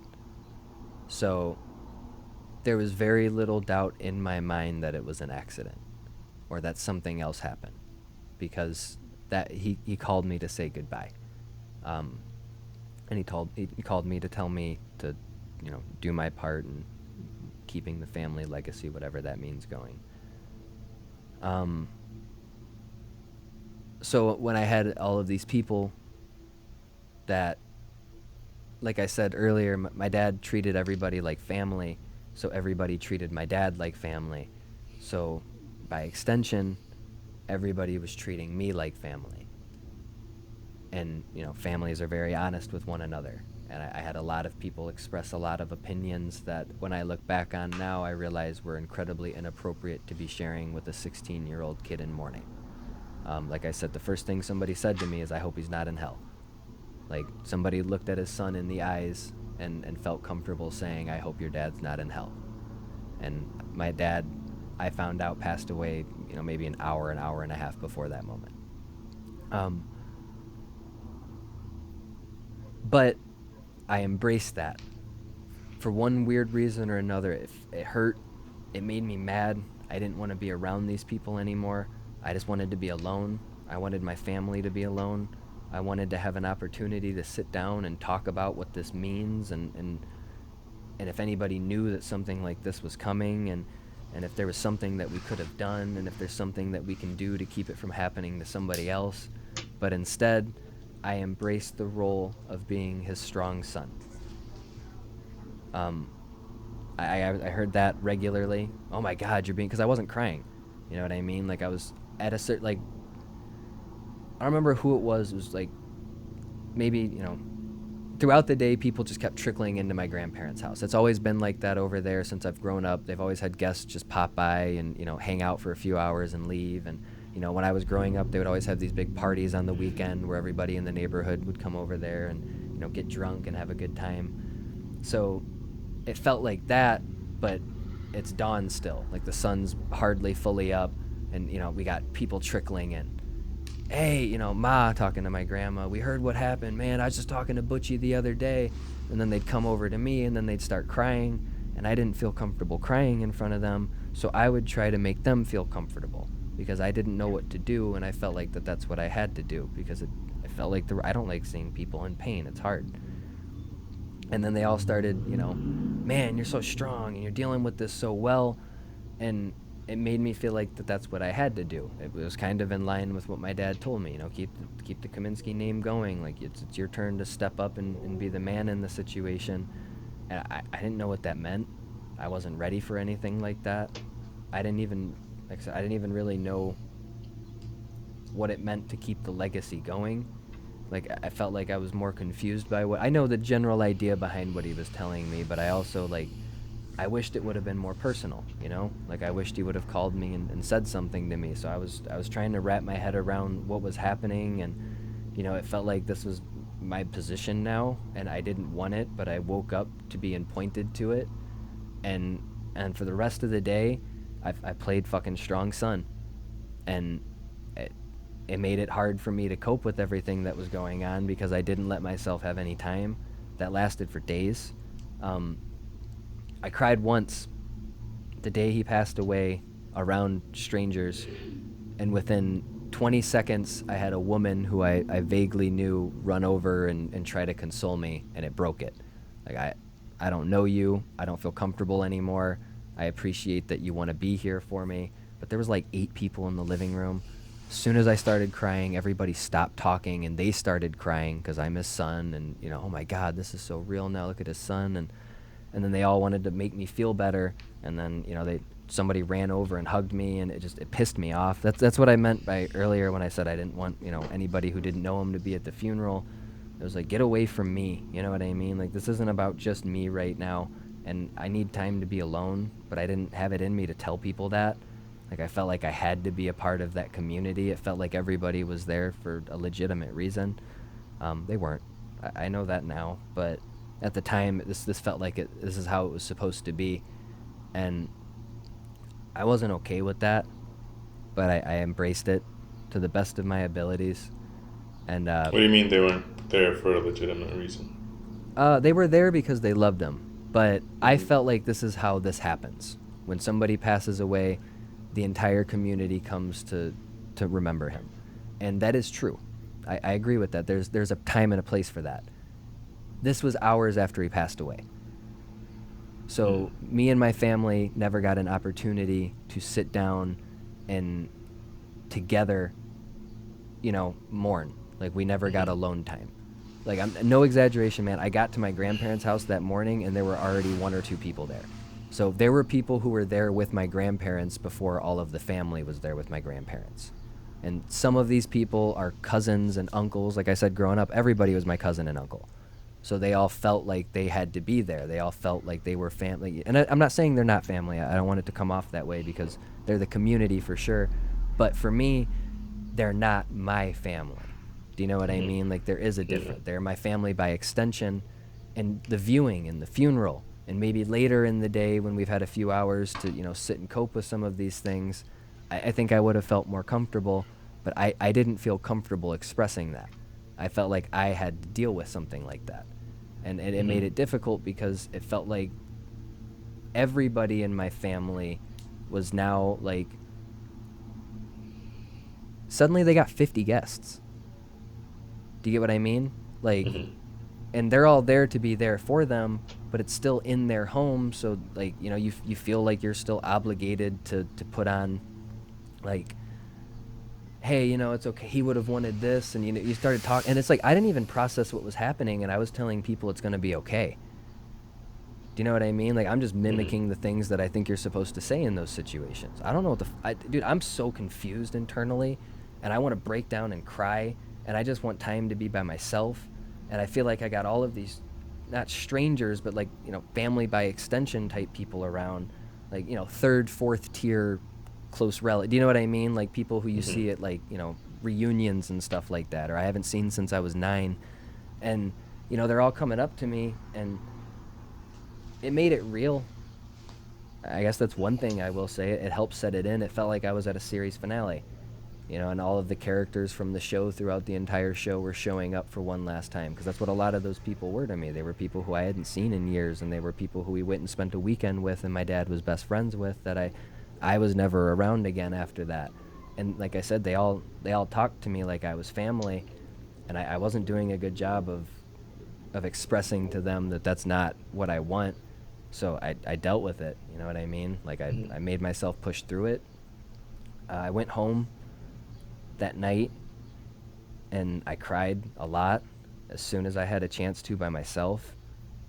And for the first time, legitimately in my life,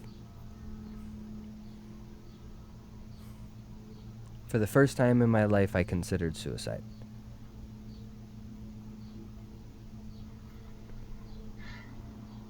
And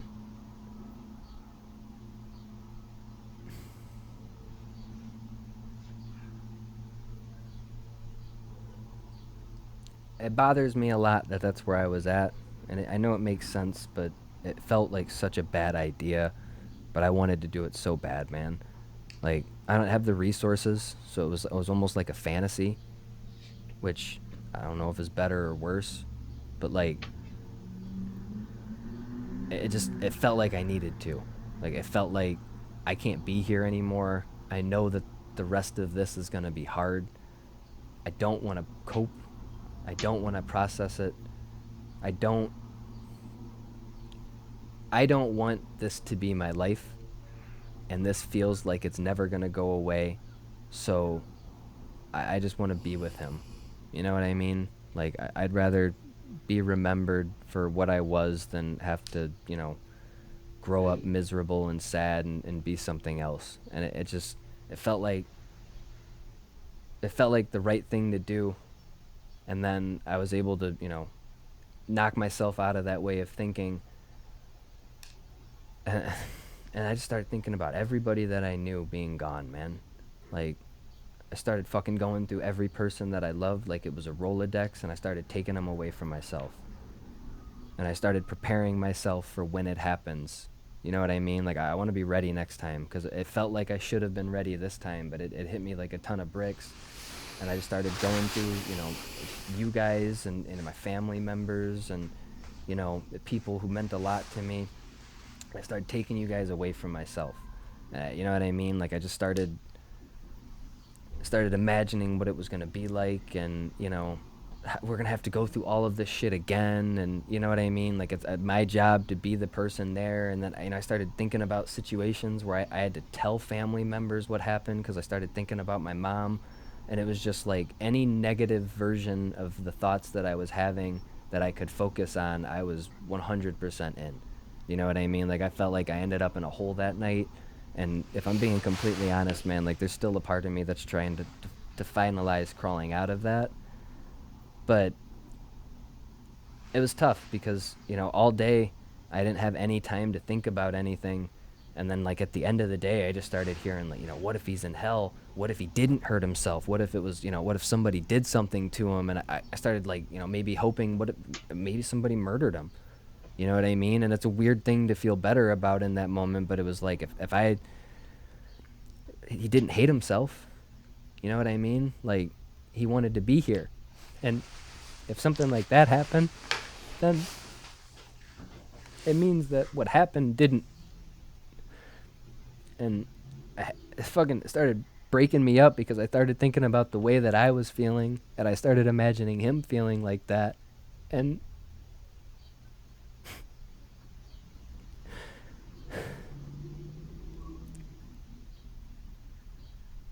it made it hard to be mad at him, but I wanted to be so fucking mad at him. You know what I mean? Like, it was tough, man. Like, I didn't have time to process it, and I had to deal with all of this shit, and I had all of these bad ideas put into my head, and I'm not blaming anybody for that, but I was very susceptible to them. And I started thinking about, what if he is in hell? I didn't even know if I believed in it. but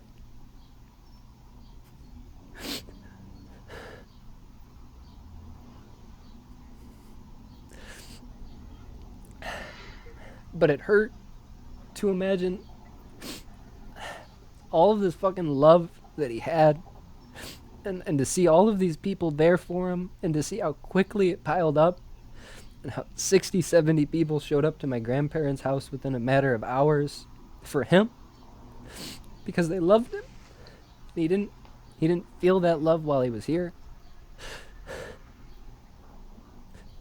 It's so confusing. It's okay, Dennis.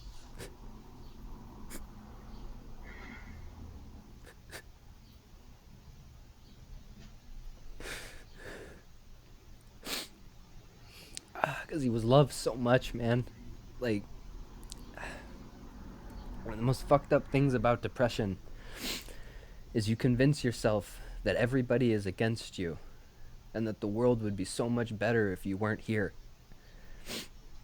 and that this evil that you're battling with inside of yourself, if you take your life, you'll get rid of it. There's no more pain, and not everybody else is going to be suffering.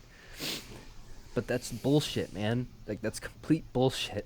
Because the second he did it, all of the pain and suffering that he was dealing with, we inherited. So many people loved him, and I saw so much pain in the people who loved him's eyes, and they were all having such a hard time processing it because they all viewed him in such a high light, man. Like, they loved the shit out of him. They knew he loved them. And like I said, it just felt like everybody got a piece of what he was suffering with. And that's the fucked up thing about depression, man, is you convince yourself that I can end this, like, I can kill this evil. But it's not true. It just wants to use you to pass itself on to everybody else. And I felt that night. I never thought about hurting myself that way before. And the night he did it, I started feeling that way. And it's been hard to get rid of. And I've been struggling with it since. And I've always had anxiety. And I've always been a stressed person. And I've always overthought things, like I feel like a lot of people our age do. But I'd only ever thought of suicide as like a worst case scenario. What if I end up suicidal? You know what I mean? What would that look like? But again, to me, it was this fictional idea. And when he did it, it feels like I haven't been able to stop thinking about it since.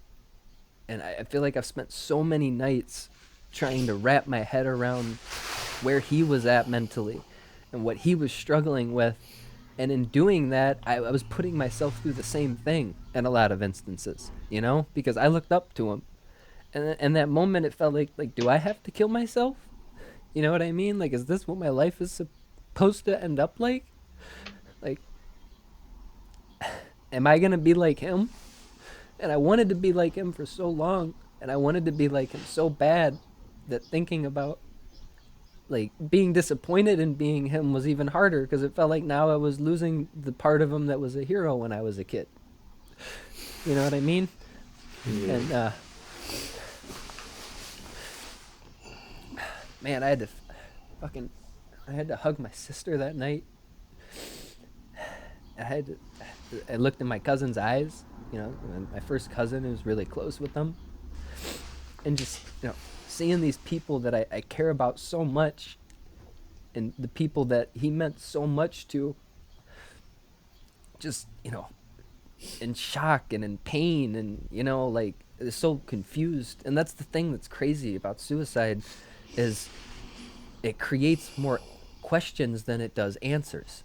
This the most simple, I guess, thought process behind it is, well, they were sad, so this is what they did. But for the people who love somebody, that's not enough, man. Like, why was he sad? What could we have done to have helped him? And I spent so much fucking time mad at myself for not answering the phone that night. Like I spent nights just fantasizing about what that conversation would have looked like, and him saying, hey buddy, I don't know if I can deal with this anymore, so I'm just calling to let you know that I love you, and me saying the perfect thing for him to go, you know what, that's a good idea. We'll talk about this more tomorrow. And you know, I started to really resent myself for not answering the phone, and for not being a better son, and for being mad at him about those things that I talked about earlier that, in that moment just felt like they were nothing. They felt like they were irrelevant. And I'd rather be mad at him here than not have him at all. And, fucking stick your hand in an electrical socket. I'm sorry I didn't let you do that. You know what I mean? Like, that's what it felt like in that moment. Like, I felt like all of the times and all of the feelings that I felt were invalid because he was in pain. And I know now that was depression. I know now that feeling was a bad part of myself trying to do to me exactly what it did to him. And what unfortunately it does to so many good, kind-hearted people in the world. It breaks my heart, man, to think about where my dad was at, and then to think about how common that is and how many people are suffering with that right now. And my dad was 34 years old, I believe, 2011. He was born in 35, 36. He was too young for that shit, man. But you turn the news on sometimes, and it's these 12, 13-year-old kids, and they feel the same way. Like there's no hope. Like it's not going to be okay. And that the world would be better off if they weren't here. They're so wrong, man. Like they have so much to provide to the world, and my dad did so much good for me, man. Like I tell you guys I love you every chance I get, because when I was younger, my dad had no reservations in telling his friends that he loved them.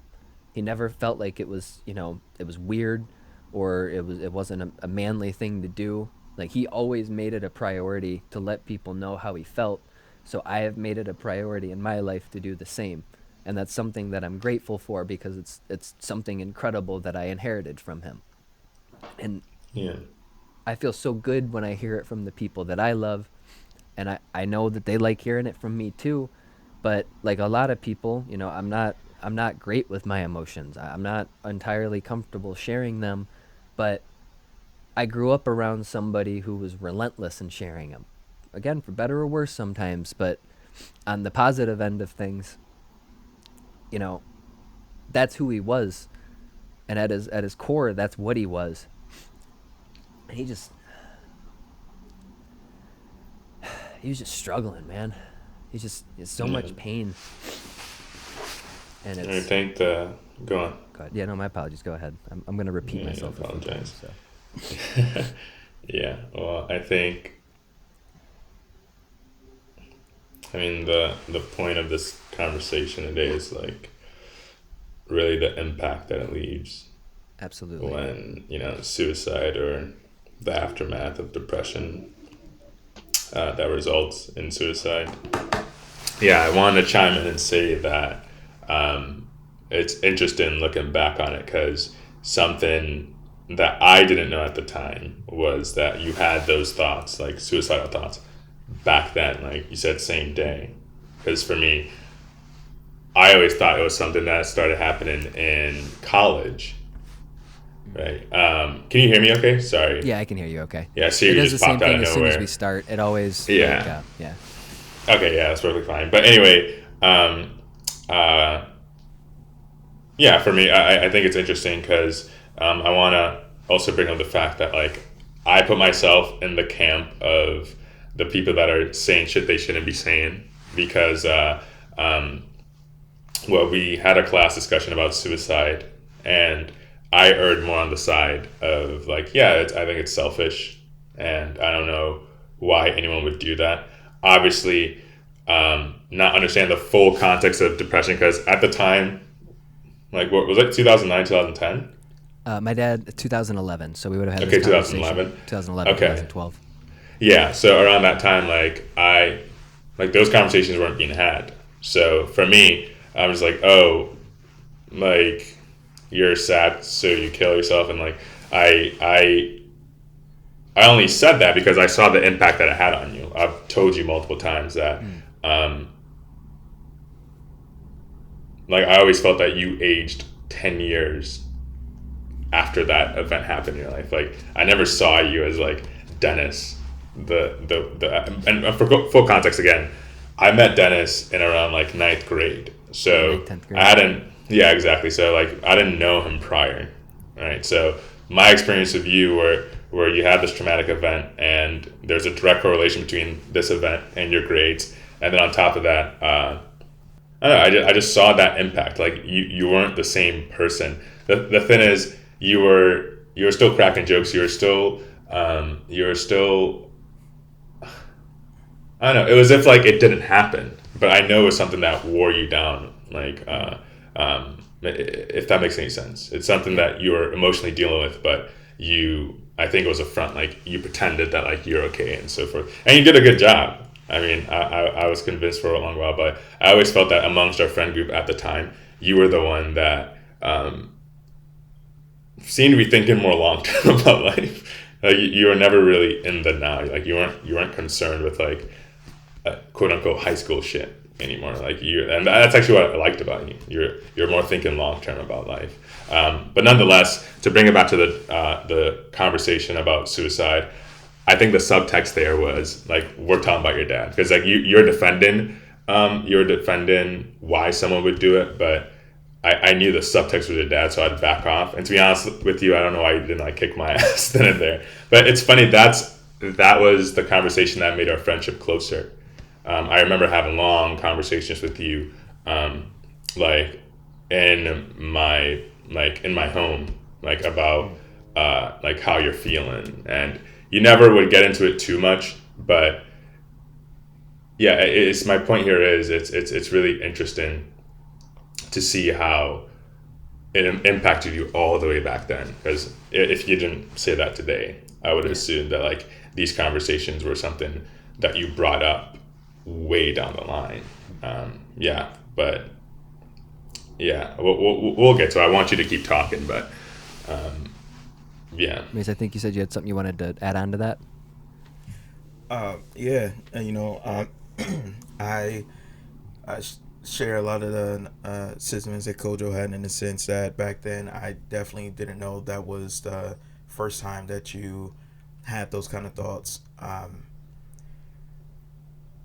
So we kind of talked about it a bit where like the first episode of Sacred Time we talked about like the moment where we kind of realized that our friendship was a lot more than just like two kids that hung out because it was fun and it was actually genuine care for each other. And I expressed that for me it was because I understood this was us talking about a topic that you didn't talk to many people about, and it was very honest. There was nothing about it that I felt you were trying to like try to protect me from or feel like I couldn't handle, and um, it to me gave me like this sense of responsibility to honor those feelings and honor what Mm. you were expressing to me at that time. Um, at the same time, I've thought a lot about where I was mentally around that time and what I was thinking, and there was a sense of like I was very I don't know, I want to say timid's not the right word, but I very much knew what was going on, but I felt like I shouldn't be the one to bring it up. I should be the one Mm. to attend to it, or ask these questions. I always wanted to ask, "Hey, how are you doing? What are you thinking about?" And that was the one time I did, and there is a little bit of regret that maybe I didn't do more at that time. But as you were just discussing, a lot of those feelings you can't hold because Yeah. it's impossible to think about what's the right thing to do in those times. But hearing more detailed on how you were dealing with that day and going through those emotions and talking to people, it like Coach just said, like I think, yeah, I said previously that at the time with some of the dynamics of you and your dad's relationship, that you just weren't emotionally, mentally at a mature state to be able to handle that. So of course, something like isolating yourself would be something you'd Yeah. um, more be aligned with. But um, I feel conflicted on saying something like that when, like you said, or like you were saying, you're in this situation where you kind of become this de facto pillar of who your dad is, especially because of the point that you brought up. And if you didn't, I was going to make sure to say, because um, I met your dad, but especially when you show me this picture of him when he was younger, I mean, you guys are like a splitting image. And I know for a lot of people in that case, of course, those emotions were going to come up. It wasn't fair on how it was expressed, and Mm. I know you've gone and had those thoughts on where you were at with that. But to have dealt with all of that and to come out and be the person that you were, because like Coach was saying, I mean, you hit it very well. There was very few moments where I've ever kind of noticed that, okay, he's thinking about something a little bit more now, or maybe there's something that had him thinking about whatever. Not necessarily even about your dad, but a lot of Mm. times it was more about your family and how they were dealing with a lot of things. Um, so it's, I guess more than anything, I just want to say I love you, man. I'm glad that I could be there to the capacity that I was, and that we're able to have this conversation now rather than having a different conversation before. That's the most important thing to me. No, So I agree wholeheartedly. And I think it's interesting Yeah. what both of you guys just brought. Did you have something to add real quick, Kojo? No, speak. Okay. What I thought was really interesting was, um, yeah, well, when it happened, that was. Well, we'll get into this a little bit more later too, but like to directly respond to both of your comments. Yeah, I remember that conversation. Now that you brought it up a lot more, Cody, we were talking in class, and you were erring on the side of like, I don't understand why somebody would do this. It seems like a very selfish thing to do. And my response was, just kind of trying. Same thing I want to do with this podcast. It was just, here's what those people are dealing with. Do you know what I mean? Hmm. Because I Yeah. think in a you hate saying it. It's such a touchy subject, and this is one of the reasons I really wanted to have this conversation. But suicide is such a unique way to go, because you never ever you're never ready. Like very few people get the benefit of being like, I know I'm ready to go, and I'm gonna Hmm. go when I feel like it's time to go, and I'm gonna have my family with me, and it's the way that I want it to be. Overwhelmingly, most loss is clouded in mystery, right? Whether it be a car accident or a disease or whatever the case is, there's always going to be those feelings of what could have been done differently, right? But with suicide, there's that underlying factor of, you don't have to wish that the person who hit them with a vehicle would have been on their shit, or you don't, that their body could have fought a disease a little bit better. I mean, in a way, that's exactly what's happening, but it's a different kind of thing. But like, you have to then accept this is where they were mentally, and I struggle with the conversation of whether or not suicide is selfish, because I think there's a lot of bad stigma around the term selfish. I think that the idea is if you're selfish, you're narcissistic. You're egotistical. You only want to provide for yourself. Like, it's generally viewed as a trait with somebody. You associate that trait with somebody who's like a hoarder almost. Do you know what I mean? Like, they want everything for themselves and they're not willing to share and they want to step on people. But that's not always what being selfish means. Sometimes being selfish means just at its core, you're only thinking about yourself. And unfortunately, people who are depressed are very rarely selfish. Very often are they exclusively thinking about the pain that other people are experiencing. You know what I mean? And it's interesting because then the actual act itself, though, that's where the conversation gets a lot more complicated, because it's a permanent solution to a temporary problem. Right? Depression is something that you probably are going to be dealing with for your whole life if it's something that you suffer with, but you will experience it in waves. And there are ways that you can make yourself better. You can get yourself on medication, you can talk to therapists. It's a lot easier for some people than it is for others, but very rarely is the right thing to do to kill yourself. In almost zero situations does that benefit anybody but the person who's struggling. And at the end of the day, we're learning a lot more about what these struggles actually mean for people. So I think it's a very human thing to be sympathetic with what it is that they're feeling and to be empathetic with what it is that they're feeling. But at the same time, I do think it's incredibly important that we set a social standard that suicide is not an okay option. Do you know what I mean? And I think it's really difficult because it's almost like, I remember when we had that conversation, there are parts of me that absolutely agree with you. You shouldn't do something like that. It's a really bad way of dealing with it. But there's also this misconception that it does make you weak. And I disagree with that wholeheartedly, because I feel like a lot of the people who are going through, you walk through your day every day, and depression it's just an extra thing. Do you know what I mean? And you have to work through it, right? Like, it's so apparently there. It's not like when you stub your toe and the pain's really relevant and then it just goes away and it heals up and then you don't hurt yourself again, or you don't feel that pain again until you stub your toe. Some days I wake up and I feel great, and then noon rolls around and then suddenly I'm really tired and sad, and you know what I mean? Like, it's not even always something that's triggered by something. It just, it kind of goes in waves, and it makes it really annoying. It's like your internet going out a second ago, Maurice. Like, you don't know when it's going to happen all the time. And when it happens, you have to now deal with it. And in a lot of cases, it makes every decision that you're making a lot harder. It makes going to work harder. It makes wanting to interact with people harder. It makes wanting to properly take care of yourself more difficult. You know what I mean? Like, it makes you more willing to potentially skip a meal, or more willing to potentially, binge in a meal, or whatever the case is. And it's so different for everybody that it's not as easy as having a conversation about, like, you do X, Y, and Z to take care of it. So I understand where a lot of those misconceptions come from, but it was really important to me when I was talking to you, and that, like I said, that's why I want to do this podcast, to kind of present it in a way where it's like, I get what you're saying, but I feel like these people are really suffering, and this is why you would think something like that. And a lot of people, they grow up religiously, you know what I mean? So they're you literally only hear about suicide within the idea of it being a sin in most instances. Yeah. You know what I mean?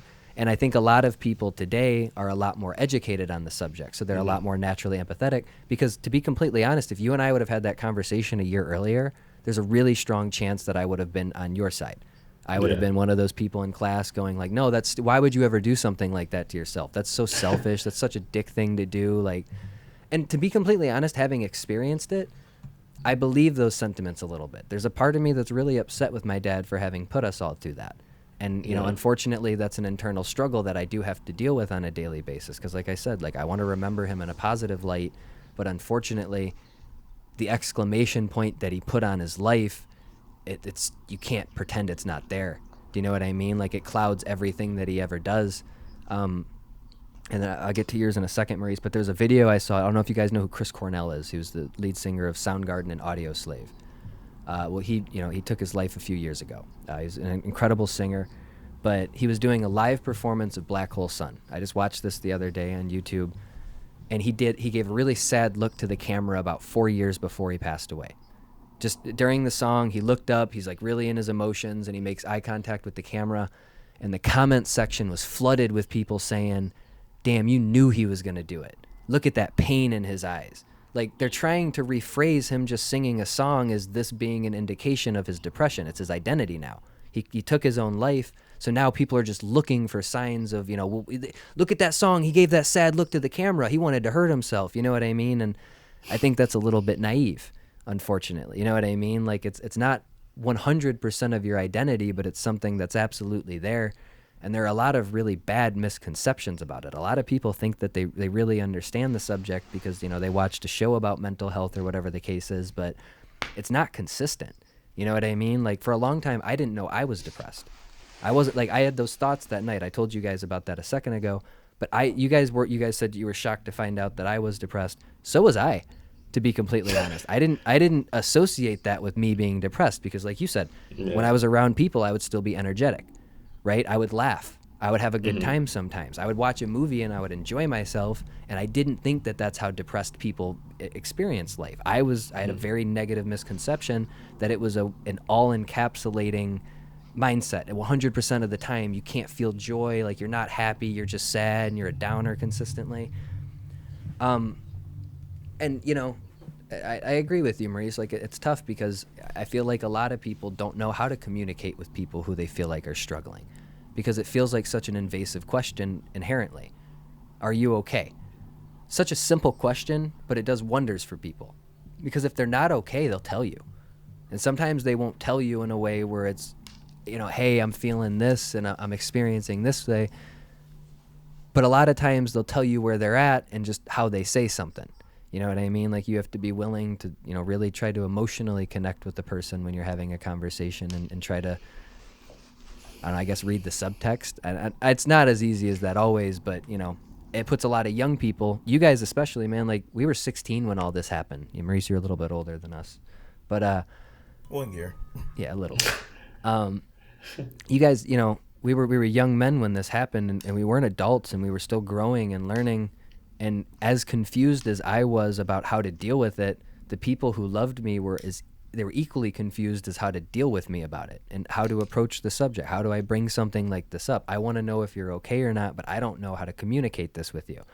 And it's interesting, like you said, that contrast. The day my dad passed away, everybody's comfortable telling me how they feel because they're feeling it in that moment. It's like, it's such a natural, you're reacting to something as it's happening, as opposed to having time to process it and communicate it. Because after that weekend, very few people were willing to reach out to me and express their feelings on things.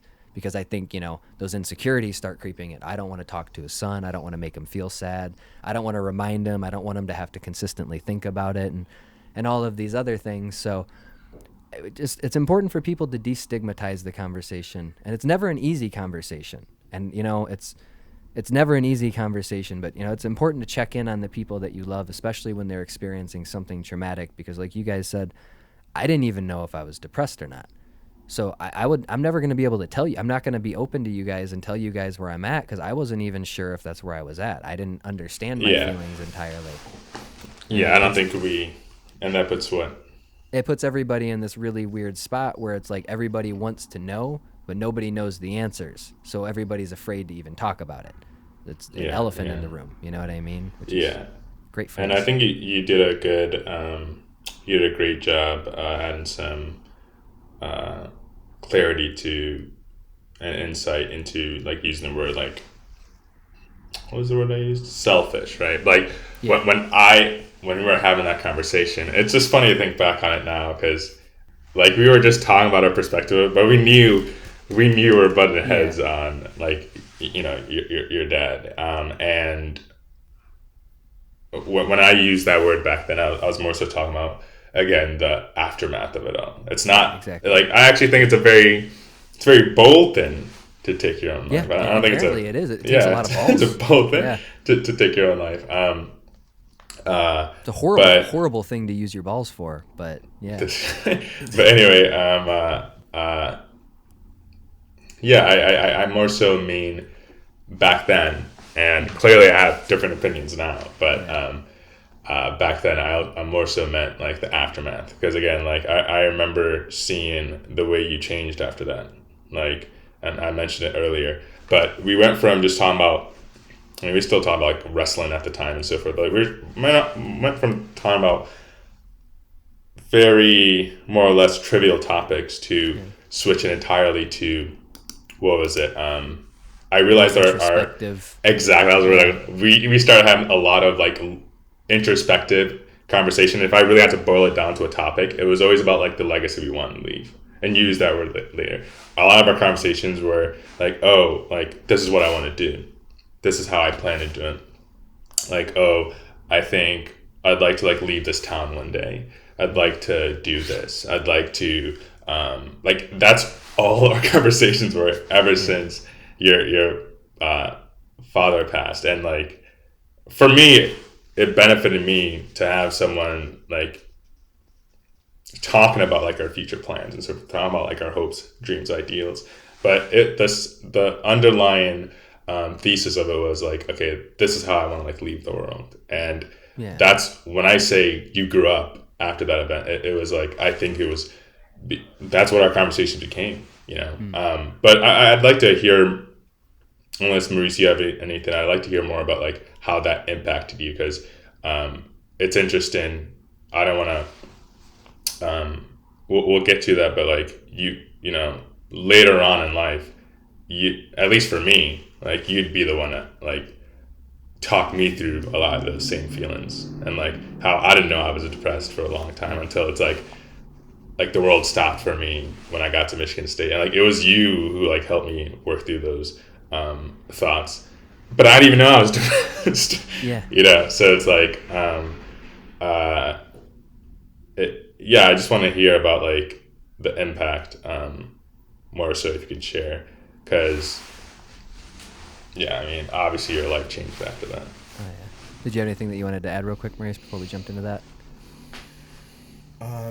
No, not really. I think you know there's a lot that we can look back on and kind of think about, you know, mentally where were we in those situations and at that time, and the stark difference between now and then, which like I said, it's something you have to acknowledge, because it's very easy to look back and have certain regrets or feel like things should have maybe happened differently, but everything happened the way it happened for a reason, and as a result, got us to the points where we're at now, where, you know, as people, to have these kind of conversations, this is Coach, you said this is, or actually, you know what, I think Dennis said this. My apologies.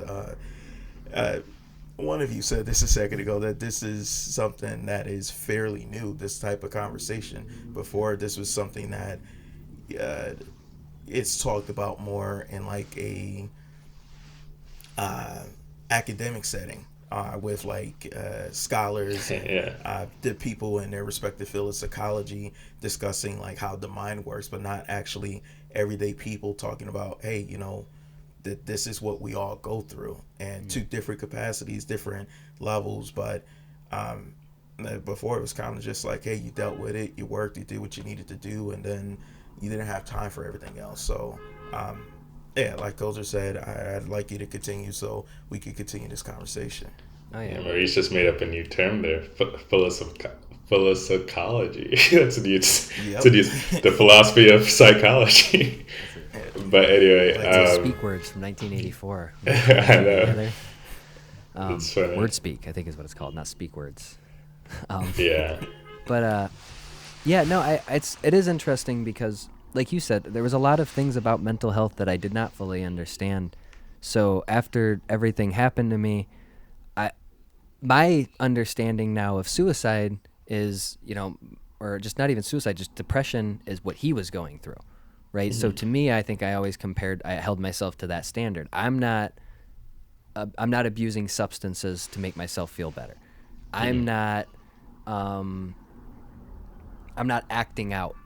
I'm not having these mental breakdowns in some situations like he was having. You know what I mean? Like I'm not exhibiting these patterns of behavior.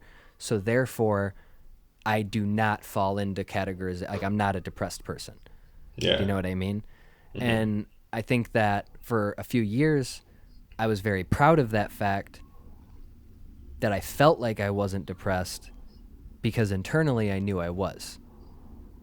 But I felt happy knowing that I wasn't there. I don't know if that makes any sense at all whatsoever, but like I didn't know I was depressed, but there was always a part of me that was worried that because of how often I was thinking about things like that, and I was depressed at the time. I couldn't put my finger on it yet, but I always like, well, I'm not though. I'm not doing these things, so I'm proud of myself for not being at that point. And instead of looking at the things that I was struggling with and trying to make them better, I was more so focusing on the things that I was already doing.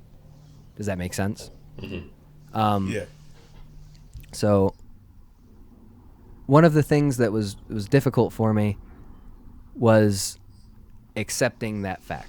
It took me a few years to realize that, like, I'd have conversations with you about some of the things that you were struggling with, or I had other people in my life who were struggling quite a bit with some of those subjects. I had family members that were going through some really tough times, and a lot of times I would have that conversation with them, and when I would tell them things, it would hurt me to tell it because I was hearing myself say it, and I was realizing that I was also talking to myself. You know what I mean? Like, I don't know if you've ever been in that position where, like, subconsciously you're like, oh shit, I wasn't delivering that message to them. I think I was also delivering it to myself. You know what I mean? Yeah. Like, I remember I had a conversation with a family member and I was explaining to them what this means sometimes and what it is. And I realized while I was explaining it, I was like, oh, I'm talking about me. Like, the reason I understand this subject so well and the reason that I feel like I have this perspective is because I think that this is what I'm dealing with. And it, a few years ago, it started to open my eyes to it a little bit. But, it took me a long time to admit it to people because I always felt like I needed a doctor to tell me I was or I wasn't. You know what I mean? And I started to see it become trendy, unfortunately. You start to see it in the public eye, like everybody's depressed and sad all of a sudden. And, some people, they come to the table with like legitimate, I'm diagnosed bipolar, I'm diagnosed with depression, I'm on antidepressants for this reason. And I never went and spoke to a doctor about anything like that. I turned down going to see a grief counselor after my dad passed away. Again, something I shouldn't have done. It's something that would have benefited me greatly. But, I was very opposed to those things because I didn't feel like it applied to me. And a lot of that was stubbornness. And to be completely honest, that was self-sabotage. I knew that there was something that I needed to fix within myself, but I wouldn't let myself have it. Very similar to what I was expressing to you guys earlier with, certain friends and family wanting to attend my dad's funeral and me not really being comfortable with that. Or not wanting to express to you guys that this is what's going on because I feel like you might be able to actually help me. You know what I mean? Like, you start overthinking it and concerning yourself with other factors, and you just, constantly feel like you're a nuisance to everybody. And I noticed that I was feeling like that quite often. And, I watched a video on YouTube, and it's just like a 2-minute video about a person talking about being depressed. And if I'm being completely honest, I don't even remember exactly what it was that they said, but I related to the entire 2-minute video. And like I said, I start thinking back on conversations I was having where I felt like I was secretly, telling myself some of these things that I thought that I really needed to hear. But it was getting tough. You know what I mean? Like, it was getting tough because I felt like there was a little bit of a dual personality where I wanted to be okay so bad that I was willing to ignore the fact that I wasn't, to put on, not even just the image of it for other people. It was more for myself. Like, I don't want to admit it. You know what I mean? Like, I don't want to be happy today. I don't want to go see people. I don't want to go hang out. But I'm going to make myself do it because I need to and because I'm not depressed. Do you get what I mean? And I think that, once you realize I'm fighting really hard to convince myself that I'm not depressed and I don't feel like I'm getting it. It should be if you're depressed or not, if you're not depressed, it should be as easy as just being like, no, I'm not depressed. We're good. Let's move on.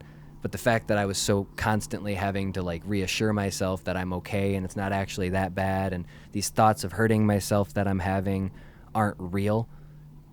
You know what I mean? Like, I think that was another really big factor for it. And so this is where it gets a little bit uncomfortable, but I didn't do enough to take care of myself for a long time. And it's been 10 years since my dad passed away, and about 3 years ago I moved to Portland. So to backtrack quite a bit, this is just for context sake. I mean, it applies obviously subconsciously in a lot of ways, but I didn't really feel like there was a direct correlation until a few years ago. When I was young, and it wasn't often, but it started happening a little bit more in high school. Every once in a while, when I got really mad and I wanted to hit somebody or hurt somebody or like, let my anger out in a way, or if I was just really disappointed, a lot of times it was disappointment in myself. I would say or do something and I would be mad at myself for the way that I did it, and I would be angry, and I never felt comfortable. I never wanted to hurt anybody. So the idea of taking my aggression out on somebody else, it caused me a lot of pain.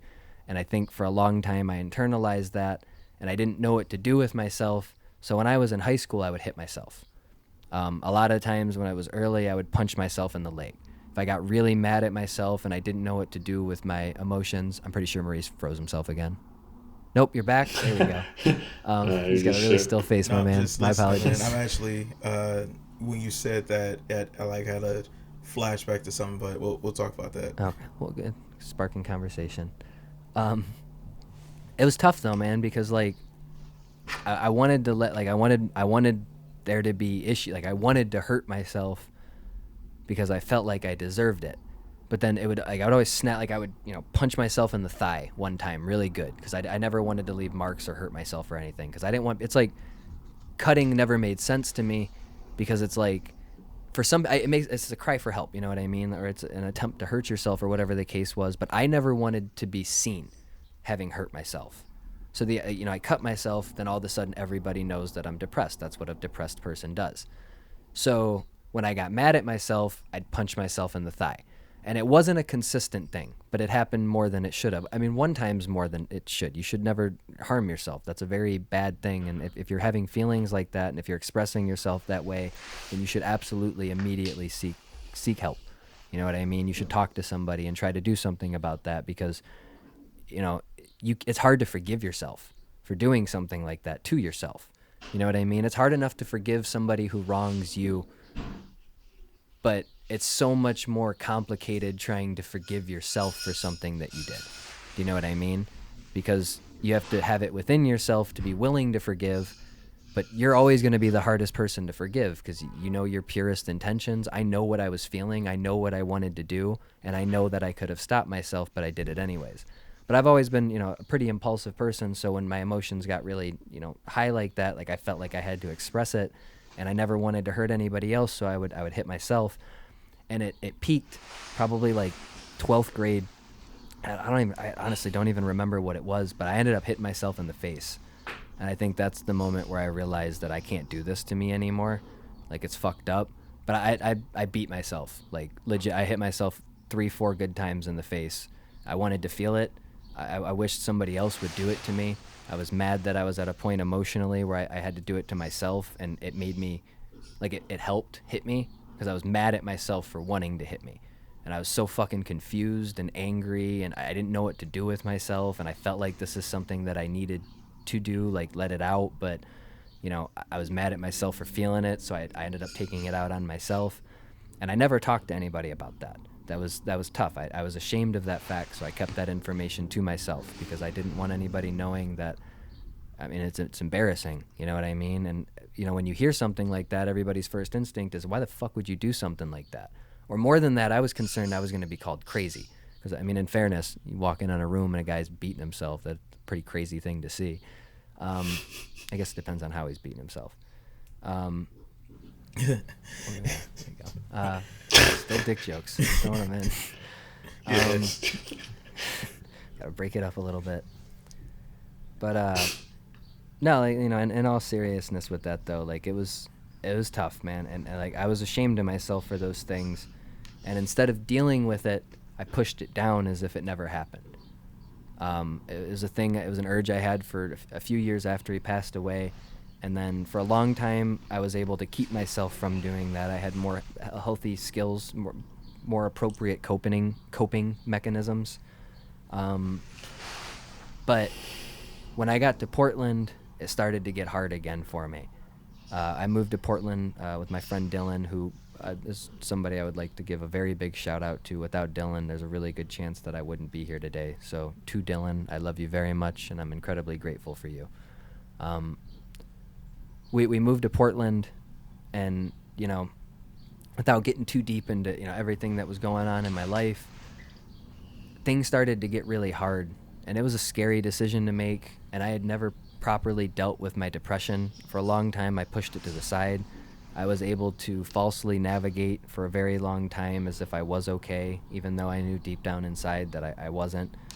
And, I made a very big decision. And when I got there, I didn't have my support system anymore.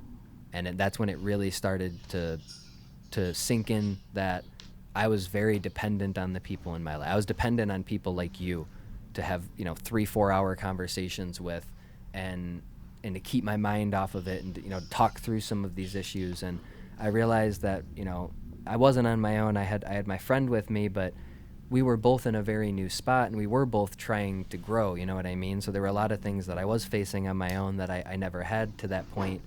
And, not to toot my own horn or anything like that, but I was doing pretty well. And I think that's when I realized that I am depressed because I was feeling worse as I was doing better.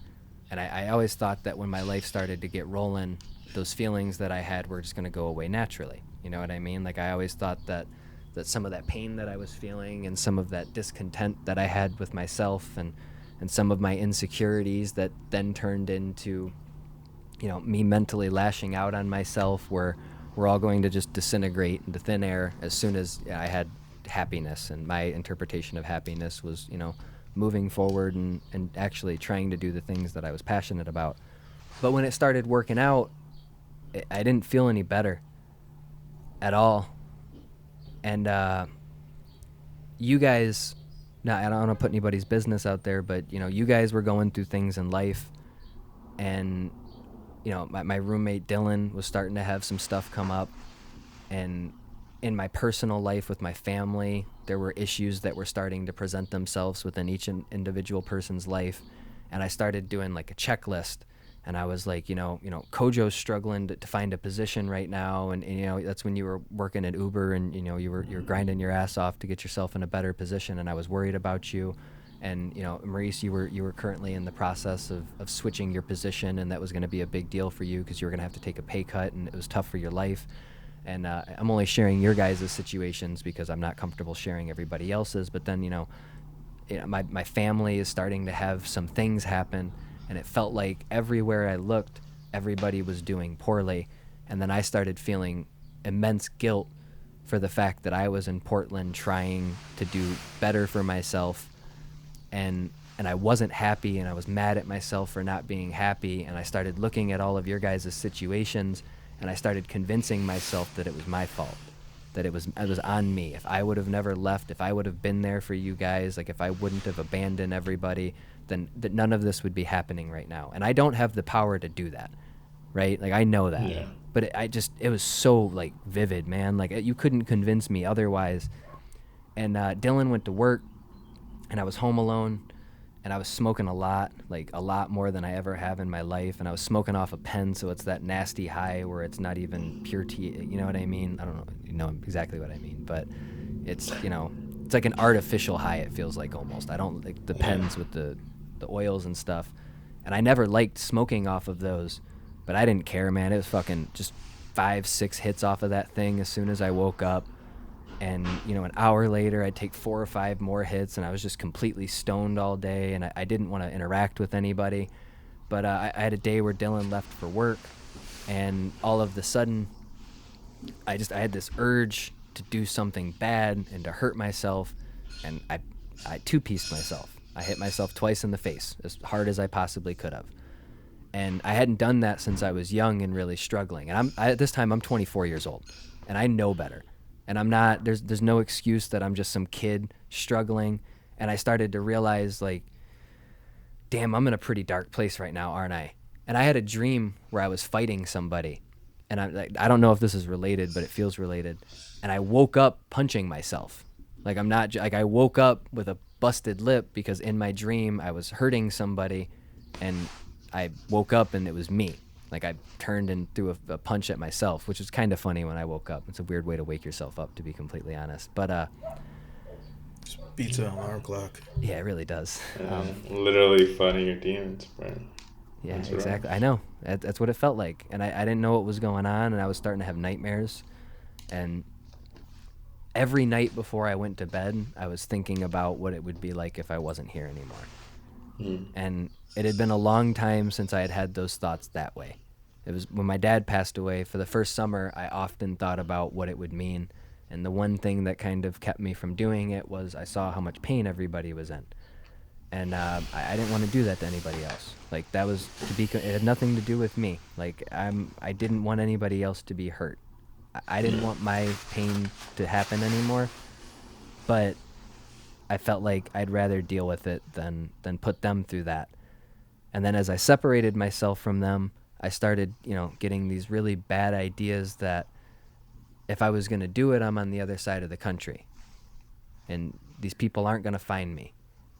And they're not going to have to see it and deal with it. And they all think I'm okay.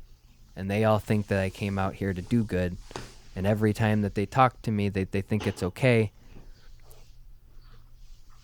Maybe now's the time, you know? Like, maybe now's the time. Their life is getting worse. It's on me. If I'm not here, they're going to be okay. And I don't know why I thought that, because I knew firsthand what it was like to have experienced it. But I was there, man. I was wholeheartedly convinced that if I took my own life, then you would be okay. You would find a job and you wouldn't be struggling anymore. And, your situation would work itself out. And, all the people then in my life that were having the issues that they were having would like snap out of it and have to be okay now all of a sudden. And I was scared because I started thinking a lot about my dad and where he was at. And I started comparing myself to him. And I started getting really mad at myself because I always thought that I would be different if I ended up in that point. And from the day it happened, I always felt like inevitably this was something I was going to face. You know what I mean? Like I said, I felt like the night that it happened, the evil that he was experiencing and the pain and suffering that he was dealing with, I inherited a piece of. And I feel like in that moment I knew that one day I'm going to have to battle this. But I didn't, I convinced myself that was just me being sad in that moment. And when I did actually have to battle it, I knew it was going to happen one day, but I always it's the same thing like I told you when my dad passed away. I knew what my mom was going to say before she said it, but then when she said it, it hit me as if I didn't know. And that's what I felt in this moment, where it's like I always felt like I was going to be here, but now that I'm here, holy shit, how did I end up here? And I'm an incredibly impulsive person, unfortunately, and that's one of the reasons why I was willing to do jokes and stuff when I was young, right? Like, I'm uncomfortable, but nobody else will do it. If I do it now, the laugh will be okay and it's all good, right? So, like, that's the, basic thought process a lot of the time. Dylan went to work. I love Dylan a lot. He's like a brother to me. So a lot of the times that I had these thoughts, that was one of the big things, was like, I don't think I couldn't do it to him, man. If he came home and saw me, I know that would mess him up. And he's family to me, man. So I couldn't do that to somebody that I love. But one That's day what I didn't. prevented you. Huh? That's what prevented you. For a lot of it, yeah. Mm. From letting it progress, at least, Okay. because it was, like I said, it was almost like a fantasy in my head, where I started, like, at night before I'd go to bed, I'd start thinking about, I tried, it didn't work, I failed, it was fun while it lasted, everybody's gonna get their shit together because of this. I don't know why, but that's what I started, like, telling myself consistently, like, when I'm gone, they're gonna be okay. And I just need to accept that this is going to be happening soon. And it was getting rough, man. And I was talking to you guys a lot. Yeah. And I was always hoping that talking to you guys would snap me out of it. But it just, I wasn't as honest with you guys as I should have been. I wasn't giving you guys what I needed to be snapped out of it. So you guys, you guys are batting blind in that point. You know what I mean? You're coming in and you don't realize that I'm reaching out to you because I need it. I need it bad. And I don't want to talk about it, though. You know what I mean? Like, I don't want it to be real, but I want you guys to be able to help me. But I didn't have the courage to tell you guys what I was struggling with. And it's the Dylan thing, man. Like, if I had talked to him, he would have had my back and supported me. But I just kept thinking about, like, man, if he's gone, if he's just gone for a minute. And he went up north with his family for a week. And that was one of the toughest weeks of my life, man, because every single day I thought about, if I do it today, somebody else will find me before he gets home. And if I do it now, then he's not going to have to come clean it up. You know, he's going to be sad. And I always knew everybody was going to be sad, but I could always convince myself in the moment that, you know, give it a few years, they'll be okay. And that's the power of that shit, man. Like, that's the power that depression has over people. I know firsthand that that's not true. I've experienced firsthand that that is not the case. I have been in this situation before from the other perspective. And for one reason or another, I was able to convince myself that with me, it's different. If I do it, it's different. You know what I mean? And it's weird because the perception of my dad was he was this incredible person, but he had demons. And even if you didn't know that those demons were internal the way that they were, you knew that, you know, he's having trouble stopping drinking or drinking in moderation, or, you know what I mean? Like the pills are something that he struggles with a little bit. And with myself, nobody had bad things to say about me. But I still convinced myself that it would be better if I did it than if he did. Do you know what I mean? Like, they loved him authentically. I know that. I saw that. I felt that. But I feel like I've been so dishonest with everybody that how could you guys love me if you didn't even know me? You know what I mean? Like, you guys don't even know what I'm dealing with. So you guys love me, and I know that. But I convinced myself that maybe you don't. And, you know, maybe I'm just somebody that you guys have been talking to for a long time. And I started. Do you mean your family, or do you mean like your friends? You guys specifically, but I felt the same way with my family too, where it's almost like, you know, I'm a lost cause to them now at this point. Like, you know what I mean? And I don't know why I felt that way, but that's where I was at for a lot of it. Did he was gone Dylan know No. any of this? Does he know now? Yeah. You guys ever Well, talk? that's Okay. what I was getting ready to build up to was I had a day one day. He came home. That week was tough for me. Like that week was, I really strongly considered it. And if I'm being completely honest with you, I don't know what kept me from doing it. I can't remember. I don't like thinking about that time in my life, so admittedly it's a little bit foggy to remember. But maybe it was the fact that I was completely stoned every day. I didn't have the energy. With that being said, though, I woke up one morning and I just got a job. I was working at a corner store. It paid better than any of the jobs that I had had since I got to Portland. The dude who was running the store was an incredible boss. He was very adamant and he was very passionate about letting me learn the ropes. He was very patient with me. He wanted me to be an employee of his very bad, and he was willing to commit to me. He wanted to work with me on doing 4 10-hour shifts so that I had a chance to explore Portland more than I had to that point. And he was very, very kind and grateful to me. And I worked my first shift over there, and I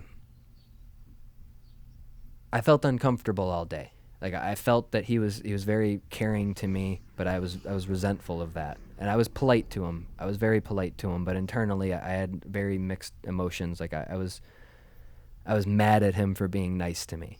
Do you know what I mean? I was mad at him for giving me that opportunity almost. Like, I was in a pretty bad place emotionally with myself where I didn't feel like I deserved these opportunities. Because, again, I'm convincing myself every night that all of the pain and suffering that you guys are going through is my fault.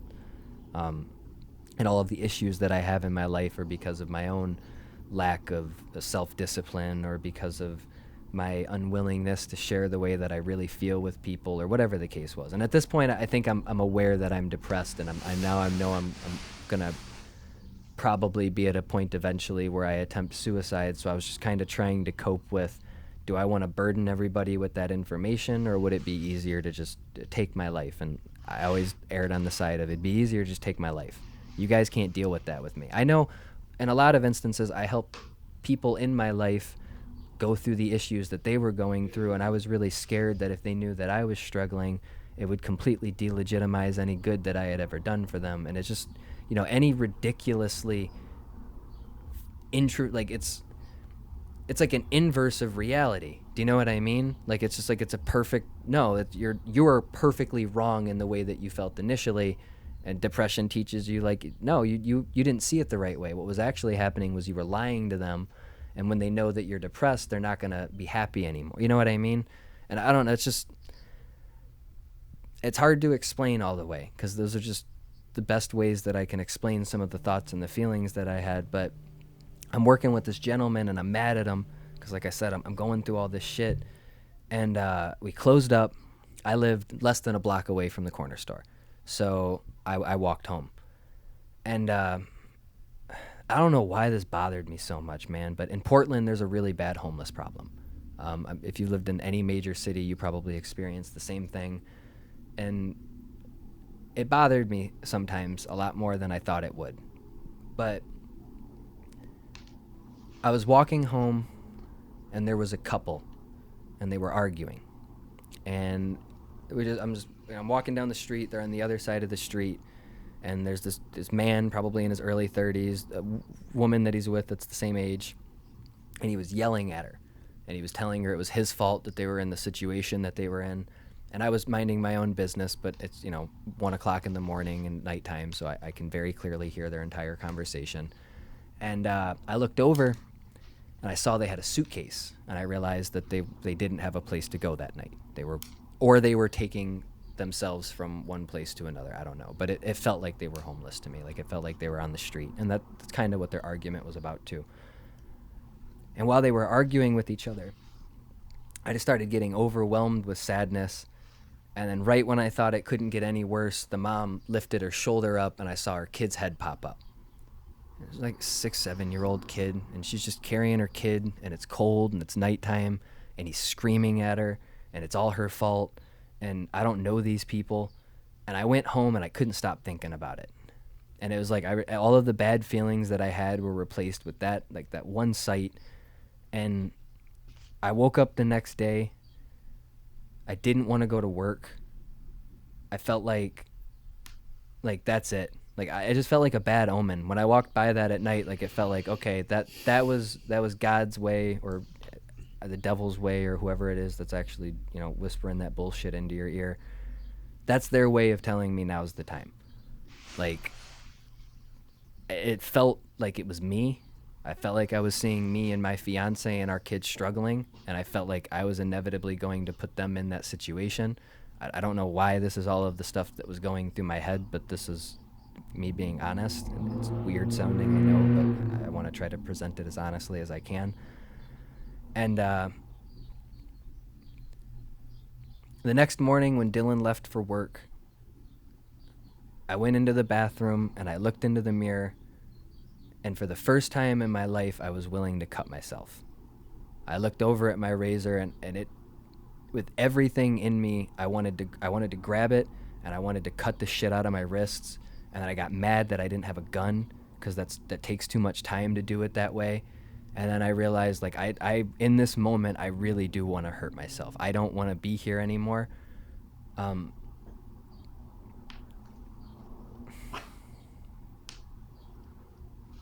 I'm glad I didn't own a gun, because if I'm being completely honest, there was an hour where I was just thinking about how to do it. I needed a gun. Like, I wanted a gun so fucking bad, and I convinced, like, if I had one, this would be it right now. And I caught eye contact with myself the right way in the mirror, and I saw my dad, and it scared the shit out of me, because I knew I was exactly where he was. And then I don't, like, by the graces of God or whatever it is that you believe in, I had the right thing in me that said, call your mom and ask for help. And it was so hard. It was so hard, man. She's been through so much shit in her life, and everybody always felt like I was the one that wasn't going to struggle the most. And I learned afterwards that she had more of an awareness of the things I was struggling with than I knew, but I didn't know that. So when I called her and I talked to her, man, it was so hard. I didn't want to admit it to her because I didn't want to break her, and I didn't want her to know where I was at. And, she talked me down a little bit. I called my fiance, and I talked to her, and that broke my heart, man, because, as is the case with most people in life, she's been through so much bullshit, And I had to call her, and like I'm not happy with my life, and I don't want them to know that. It scared me for you guys to know that. She talked to me, and we cried, and we talked about what to do, and I expressed to her I want to come home. Like, I need you guys right now. Like, I need to come home because I'm not in a good place, and I need my support system there. And I called you guys. I don't know if you guys remember that day, but I did talk to both of you guys. Maybe not the same day, but within a matter of a day or so. I wanted to call and be honest with everybody, and I did the opposite of what I felt. I felt like I needed to keep it secret from you guys because it's something that I have to battle with by myself, and I deserve to be here, and this is all on me. And if I kill myself, then you guys won't have to suffer anymore. And if I concern you guys with it, then now you guys are dealing with what I'm dealing with. But I made myself do the opposite. Like, I thought of what my dad should have done, and even though I didn't want to, and even though it was uncomfortable, and I'm uncomfortable talking about it right now, like I don't want to let myself get emotional about this subject. I promise I'm not trying to be reserved or anything, but like I didn't want you guys to know, and it took it saved my life talking to everybody. I needed to call you guys and be honest with you because I felt like I was lying for a really long time, and I needed you guys to know. It didn't matter if you guys knew every detail about it. It just mattered that you guys knew I wasn't okay, because I knew I wasn't okay, and I couldn't trust myself to take care of myself. And I'm so fucking grateful that that was the case, because for a lot of people, they don't have that thought. And in a fucked up way, if it weren't for my dad having done what he did, then I don't think I would have known what to have done in that situation. And I wouldn't have taken care of myself, and I would have hurt myself. And I don't like acknowledging that my dad's suicide probably in a weird way ended up saving my life, but if I'm being completely honest, it did. Like, it did. If it wasn't for thinking about where he was at and replaying those memories in my head of the day after, where every single person that I had to look into their eyes and see the pain that they were suffering through, and even though it pissed me off when I was a kid having to be there, like, I was supposed to see that because that was my line of defense. That was how I prevented myself from taking that step, was thinking about them. And then, like, I would see you guys as them, talking to my brother, or talking to my mom, or talking to each other. And like, that illusion of everything is my fault, it started to collapse a little bit, and all I could feel was shame for being there. But I needed it. And that moment specifically is why I wanted to do this podcast, because look, my dad growing up did not have that information. He didn't have those resources. He didn't have that template. And he didn't get the help that he needed. And there are a lot of things that could have been done differently, but when I look back on that situation, that's the thing that is the most apparent to me, is he did not utilize his resources. And you guys are the most powerful resources that I have ever had, and so many of my happy memories and so many of the things that I'm proud of with myself in life are involving you guys. And when I say you guys, I mean the two of you, my fiance Autumn, my best friend Dylan, and a lot of my core family members, my mom, my little brother, my sister, my grandparents, my aunt, like my uncle, my cousin Brent. Like, these are the people who I think about the most in my life. And I started seeing you guys struggling with what I was struggling with, and I started, seeing you guys in place of those people that I spoke with when my dad took his life. And I knew I needed you guys the whole time, but I was so scared to reach out to you guys And when I did, man, you don't understand how much I appreciate you guys, because I was so scared that I was going to be criticized, and everybody was so patient with me, and they were so understanding, and I received absolutely no judgment. And it broke my heart, because then I realized all of those feelings that I felt like you guys were going to feel about me, I was the one doing that to myself.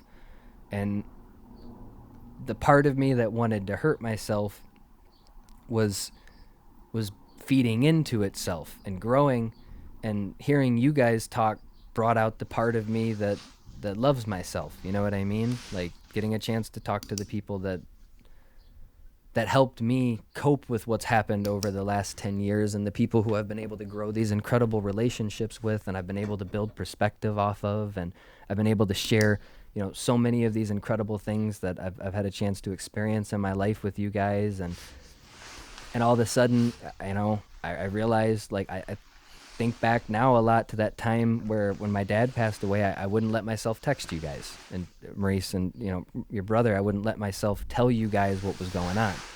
Or I think back to how difficult it was to get into it. Like, Kojo and I, we talked earlier about a conversation that we had in the classroom about suicide.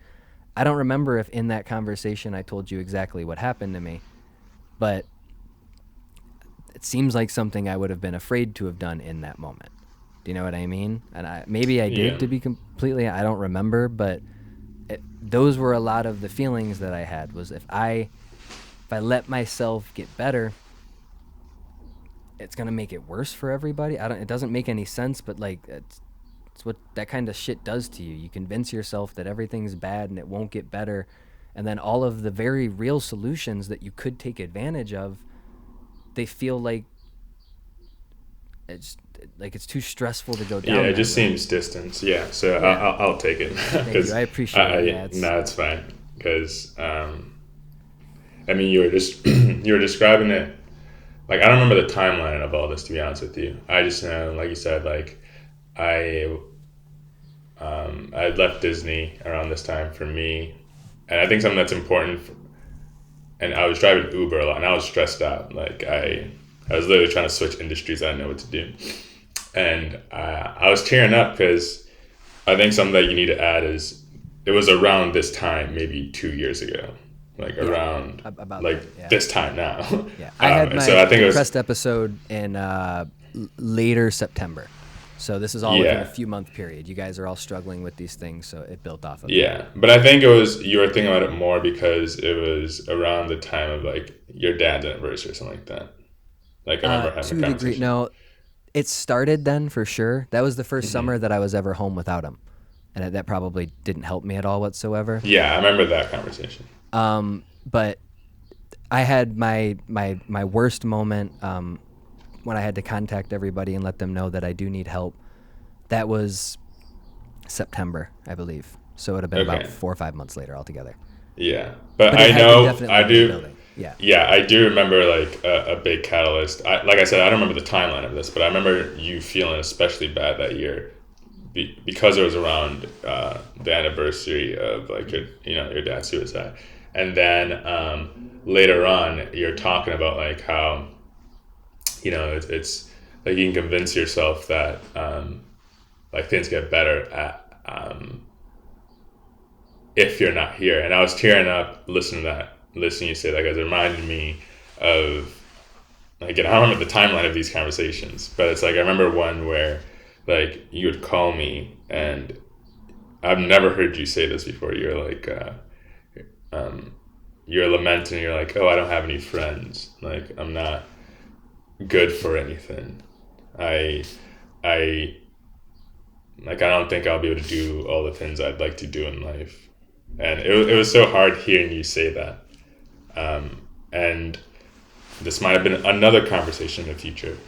Or it might have been the same conversation, I don't remember. But I remember being forced to use like your dad's suicide against, which I didn't want to. But I remember feeling like, I remember telling you, like, yeah, but, like, if you told me you're feeling suicidal, like, so this is probably after your episode, you're telling me this, but so if you do that, like, the same impacts you have now would just continue to carry on, and I don't know how you took that, but, like, I felt it was necessary for me to say that. And you get off the phone, but it's like I don't know if you're gonna take your life or not, Yeah. which is tough.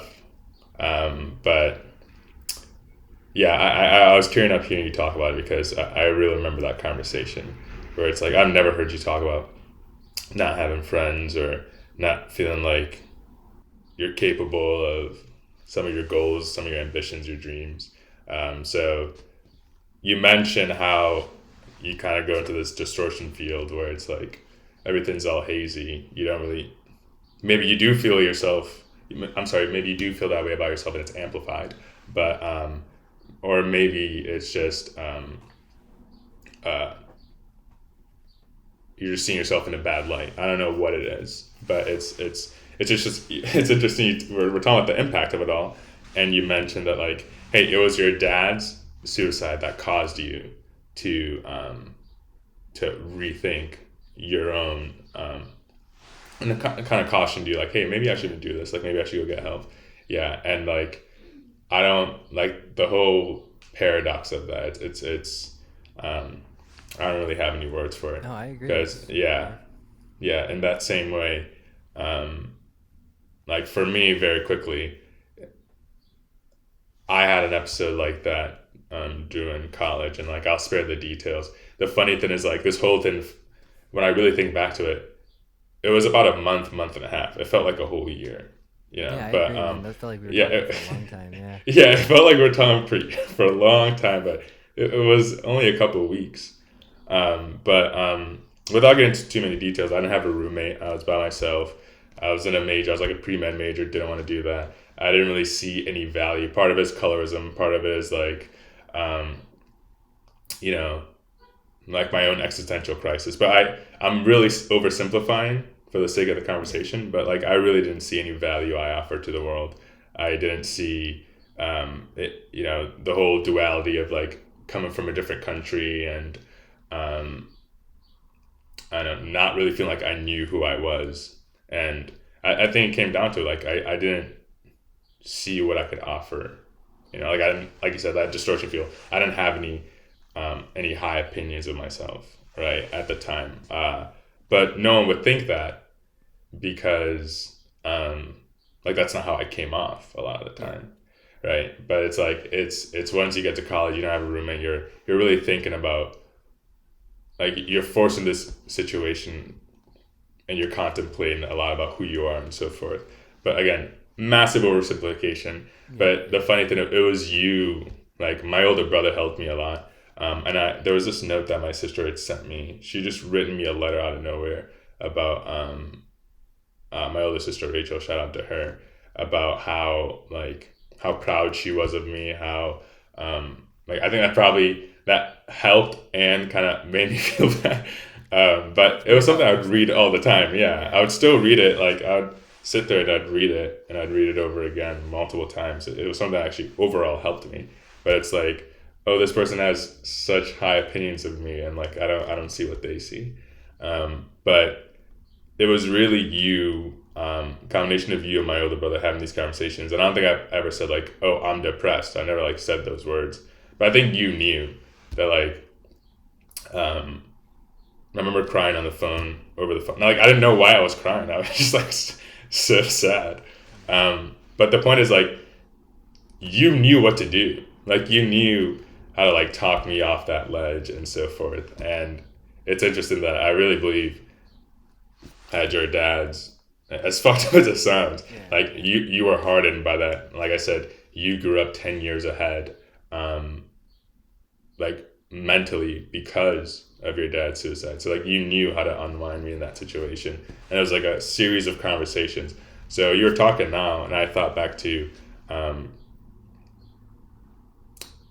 you know, when you were talking about you not feeling very, like you were in that tough place. It was just like the roles were reversed. And that was why I was tearing up, because I remember having those, I mean, it's ironic for us to build a friendship over that debate. And then I get on the other side like, oh, I understand. Like, I understand why someone would take their life. Because I was that close to it. I understand why. Then you and my brother talked me out of it. And without actually talking about suicide. You guys talked me out of it. And then, like several years later, the conversation was reversed where I'm trying to not so much talk out of suicide, but also get you to see your value because you're devaluing yourself. And yeah, it's interesting how like we talk about impact, how it's like shaped, that one event's shaped, and our life is kind of centered around that one event that happened when you were 15. Yeah, it's interesting. Yeah. Yeah, it's good. Uh, yeah, no, I was. You mentioned or whether or not we remembered that time when you called when you called and said that you were gonna come back, and I remember that day like it was yesterday because it was one of the few times in life where I really felt like almost felt like I wasn't living reality for a moment, and the best I can explain that is just because the range of emotions I had at that time and the thoughts um, during that time when you left. I remember one of the conversations we had quite often was the fact that I started seeing a therapist at the time, and we would talk about that. We talk about how I was struggling with the fact that I could acknowledge that I was someone who was very thoughtful of others and very caring to do what I could for others, but I didn't always feel that reciprocated back to myself. And it left me feeling like my kindness and my dedication to serving others was kind of just being abused. And there's a lot of times you would talk to me from Portland, just being like, "Hey, man, can't think about it that way. I know it's like a hard spot, and you're feeling stuck, and you're feeling like this is kind of where things are. You're not really sure where to go with these thoughts because it's still who I am, it's who I want to be, but." Um, Many of those conversations brought a lot of clarity, or at least joy, in the sense like, hey, I had someone who was willing to listen and understand where I was coming from on this. And so when you called and you told me what was going on, how you're feeling, and that you were coming home, I felt this sense of relief that I felt guilty for, because it was like, oh, I'm not the only one struggling. And this guy who's been my best friend for such a long time, that, not to say I idolize you, but I definitely appreciated and recognize how mentally strong you were with a lot Yeah. of things. And for me, when you were telling me this, it was like, oh shit, like, no, that wasn't the case. So I felt so guilty feeling that, because I was like, I don't want him to feel this way. I don't want him to think that. And to recognize that you kind of thought that yourself, that, oh, I can't go to my friends, I can't go to my family about this because I don't want to burden them with that.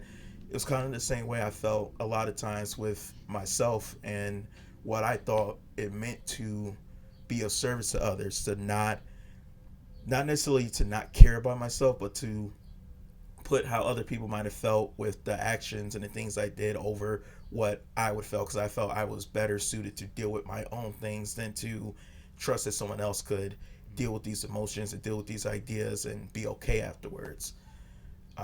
I felt joy knowing that you were coming home because I missed you, but then more than anything, it instilled in me this desire that I felt like I needed to do more. And I know we talked about it. You said, hey, there's nothing you need to do more. It's not like I wasn't supportive of you. But for me, it was like, it was almost like I was so okay with looking at you as though as you're not like me. You're not someone who's you dealt with struggles, but you're a lot better for that.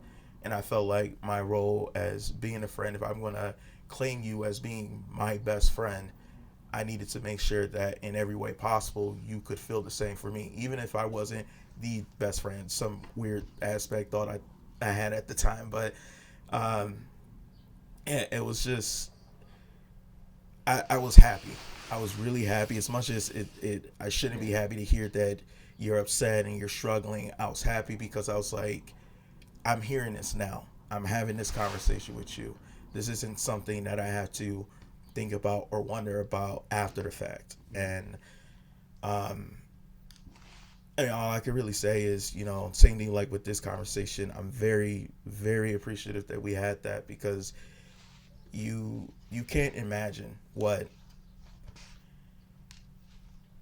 you wouldn't be able to imagine what kind of impact that would do for me. Because I swear to you, man, like, I don't take calling you my best friend lightly at all. I've said it to a lot of people. I have two brothers in this world. One I was born with and I'll love forever, and one that I met and never knew was that at the time.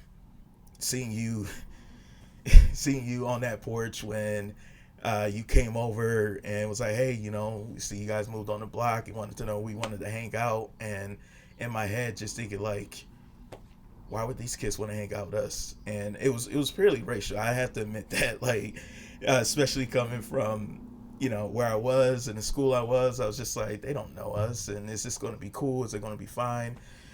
And I mean, ever since, I just see so many key events in my life with my growth and these lessons I've learned, and you being a part of that, and a lot of those lessons us learning together. And this conversation about mental health is definitely one that we've had many conversations on, and had those conversations not happen, you never know where things could be. So yeah, I think I'll always remember that day, just because, like I said, the little bit of guilt I felt, and also the happiness I felt that you did trust me to be someone you could talk to about it and express what was going on. And I felt like if I didn't do something at some point to instill that trust, um, you wouldn't have done that. You wouldn't have reached out. It would have just been like, hey man, I'm coming home, by the way. Yeah, But yeah. it wasn't that. So yeah, That's heavy. That's that's a lot. yeah. Yeah, I mean, from both of you guys. Like I said, I'm very grateful to have you guys both in my life. It's been an absolute blessing to me, and it goes to show you how important it is to create bonds. And as hard as I'm not a super social person, man. And I think like that's what's crazy about it is like I will be, but a lot of that is me pushing through my anxiety. Like at my core, I'd rather be by myself a lot. You know what I mean? My instinct is to seclude and to isolate. Like I think a lot of people's instincts are in the world, but that's the benefit to having a strong community. Is it was hard because a lot of it I felt like I was alone for. You know what I mean? Like I really did. Like I felt like this is my struggle. It's gonna get the best of me, and there's nothing that I can do about that. And I had a strong community to combat me and lift me out of that. And I know it's not something that I'm done struggling with. I know I'm currently in the process of trying to make efforts to seek the proper mental what is it, therapy and shit. I don't know. I've struggled in my scientific wording there. I've been too articulate. No, it's just, I want to make sure that I have the access to the proper resources, but this is why it's so important to have people in your life who you love, and to not be too afraid to share that with the people, is because, you mean a lot to the people in your life, whether you recognize it or not. And your existence has so much more value than you probably recognize. It's hard to recognize within yourself. And usually the people who see it are the people who are around you. And it's easy to convince yourself otherwise, but had I not had you guys believing in me, and had I not had you guys, willing to sit down and be patient with me and support me, and if I didn't have that support system, then I would have felt more alone. You know what I mean? And I would have legitimately have been alone, and then there would have been nothing that could have drugged me out of that situation. And I think that that's why it's so important for people to speak on their mental health. And it's not easy, man. Like, I'm not going to sit here and say that if you're depressed and you're hiding it, go immediately tell somebody, because I know it's not as easy as that. And I know for a very long portion of my life, I felt like I had to deal with it myself, and I can't ask for help, and I got to figure this out. And, in doing that, I was able to convince myself that I wasn't even suffering with what I was suffering with. And that's the danger in trying to take that journey on your own, is unfortunately, when you're depressed, you can't always entirely trust yourself. So you need to have people around you who you can trust to help lift you up as well. It's not a singular effort. At the end of the day, you are the last line of defense. You are the only person who can prevent yourself from doing something bad to yourself. But when you feel like that's a legitimate urge of yours, it's beneficial to have allies. And that's what you guys were to me. You guys were my allies. You guys were my support system. You guys were lifesavers to me. And a lot of people feel so much shame in mental health, or a lot of people only feel comfortable, sharing it in a humorous way. And don't get me wrong, a lot of time growing up, I joked a lot about my depression and the things that happened to me as a way to make me feel better about them. And I don't think that that's always a bad thing. I think that sometimes it was helpful to me. But, you get caught in these easy coping mechanisms. It's like popcorn. It's like air food. You know what I mean? It's like eating potato chips or something. Like, it doesn't really fill you up, but it feels like it does the job for a while. And at the end of the day, like, I needed to properly take care of myself. I needed the therapy. I might need antidepressants. I needed to be honest in communicating with my support system.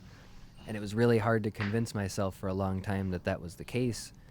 And it just breaks my heart, man. Like I said earlier, when I thought about everything with my dad, and then, over the last 10 years to have so regularly seen in the news, a 14-year-old girl in Pennsylvania, or, a 16-year-old kid that lives down the street, or unfortunately, people who join the military, or people who aren't accepted for the way that they are in life. And it's like everybody's struggling with this pain, and there's this evil out there that's telling them to hurt themselves, Like, and it's rampant. Like, it's not an isolated incident, unfortunately. This is something that a lot of people are currently struggling with in the world. And that's the beauty of things like podcasts and having the access to this information that we do, is a lot of people's stories and a lot of people's experiences can be used as, like I said, templates. It's a way to learn from their experiences. And you're never happy when somebody does something bad to themselves. It's a horrible thing. And when I found out about my dad, man, like, it crushed the fabric of my reality completely. But like I said, had I not experienced something like that, it's possible that I wouldn't have been educated enough to know that I need to get a hold of you guys. You know what I mean? And I wouldn't have maintained that my life potentially has a value, because I found the value in my life in you guys. You know what I mean? Like, it's funny how it works. I said earlier that when you commit suicide, you feel like you're killing the evil inside of yourself, but in all actuality, that evil just spreads from that point to all of the people that you love. I think the same is true for good. There's a lot of the best parts of me are in you guys. Do you know what I mean? And the love that I've shown you guys have reciprocated to me. And it was such a good feeling knowing, like, because I always knew you guys cared about me, but it was like, there was always that part of me that felt like I was never being completely honest with you. So there was always a part of me that was scared that it wasn't true. You know what I mean? Because you guys don't even know exactly where I'm at. So when you guys treated me exactly like I knew you guys were going to when it all happened, like, I felt relief knowing that, what I had been telling myself this whole time was wrong, and you guys really do care about me, and I do have a value in this world. And it's not always easy to see it on your own, and sometimes it's nice to have people in your support system who don't. But I do think it's important to note that not everybody is as lucky as I am. And that's why it's really important for young people to take advantage of a lot of the resources that are available today that they may have been available when I was younger and dealing with some of these things, but I wasn't as aware of them, calling the National Suicide Hotline. And there's all of these websites where mental health experts are willing to sit down and talk with somebody who's scared to share things. And you can share these things anonymously. You don't even have to go and admit that it's you, because that's sometimes really difficult for a lot of people, but they still do need that reassurance that everything is going to be okay. And more than anything, that's what I hope that this podcast brings value to, that conversation of mental health. You know, unfortunately, there are situations within my story that can't be undone. You know, like I'll never have my dad back. At the end of the day, his decision was permanent and I have to live with that. But if you see anything in yourself that's related to the things that I was saying about him, or if you see any of those things within yourself, when, you know, we were talking about some of our experiences with some of our low points with our mental health, that you are not the only person who feels that way. You are not alone. You are not a nuisance. You are not bothersome to anybody. You have so much more value than you could possibly imagine in this world. And the biggest tragedy is imagining a situation where you spread pain. And I don't like saying that to people who are depressed because I don't want to put more pressure on anybody, but that was what kept me from doing it, was knowing that my pain would not end with me. It would transfer over to you guys. And even though I convinced myself that that wasn't the case, when it came down to do it, there was a part of me that recognized that, and that part of me helped save my life. That was the first step in reaching out, and reaching out was the first step in accepting that I had a problem. And accepting that I had a problem was one of the early steps in recognizing that I need to do something about this problem. And over the last few years, I've taken steps to try to better myself and to try to be honest about my feelings and try to understand some of the things that happened in my life and why they bother me so much and why they impact my behavior today and so on and so forth. And it's not easy. You know, I don't like talking about this subject. I didn't sleep last night thinking about doing this podcast. I was up all night running through the situation and you know, reliving it, and it's not an easy thing to do, but I don't feel like it's all for nothing. I feel like I have faith that the right person is going to hear this. You know what I mean? Like, I have faith that in doing something like this, even if it's on the smallest level possible, it at least puts the idea in somebody's head that, like, it's better to talk about it than not, you know? And that's, it seems like basic ideas, but, you know, I want people to know that you're not alone in struggling with those thoughts. You're not alone in not wanting to share those things with people. There is absolutely nothing wrong with you for feeling like that, but there is something wrong with you when you feel like that and you need to get help. You know what I mean? Like, you should feel no shame in being depressed, but you should feel concern, you know? You should never feel shame for feeling that way, but you should recognize that that's a sign that you need to do something to get better. And I think that that's what's really difficult about it, because there is such a negative stigma around the conversation. There's this horrible misconception that you're weak-minded if you're depressed, and that's complete bullshit. Depressed people are the most empathetic, most sympathetic, most aware of other people's feelings out of anybody I've ever met in my entire life, and that's a lot of where their burden comes from, you know? And unfortunately, when you have that overactive of a mind, and I know that's not exactly what being depressed always is, but in a lot of instances, you know, my creativity hurt me.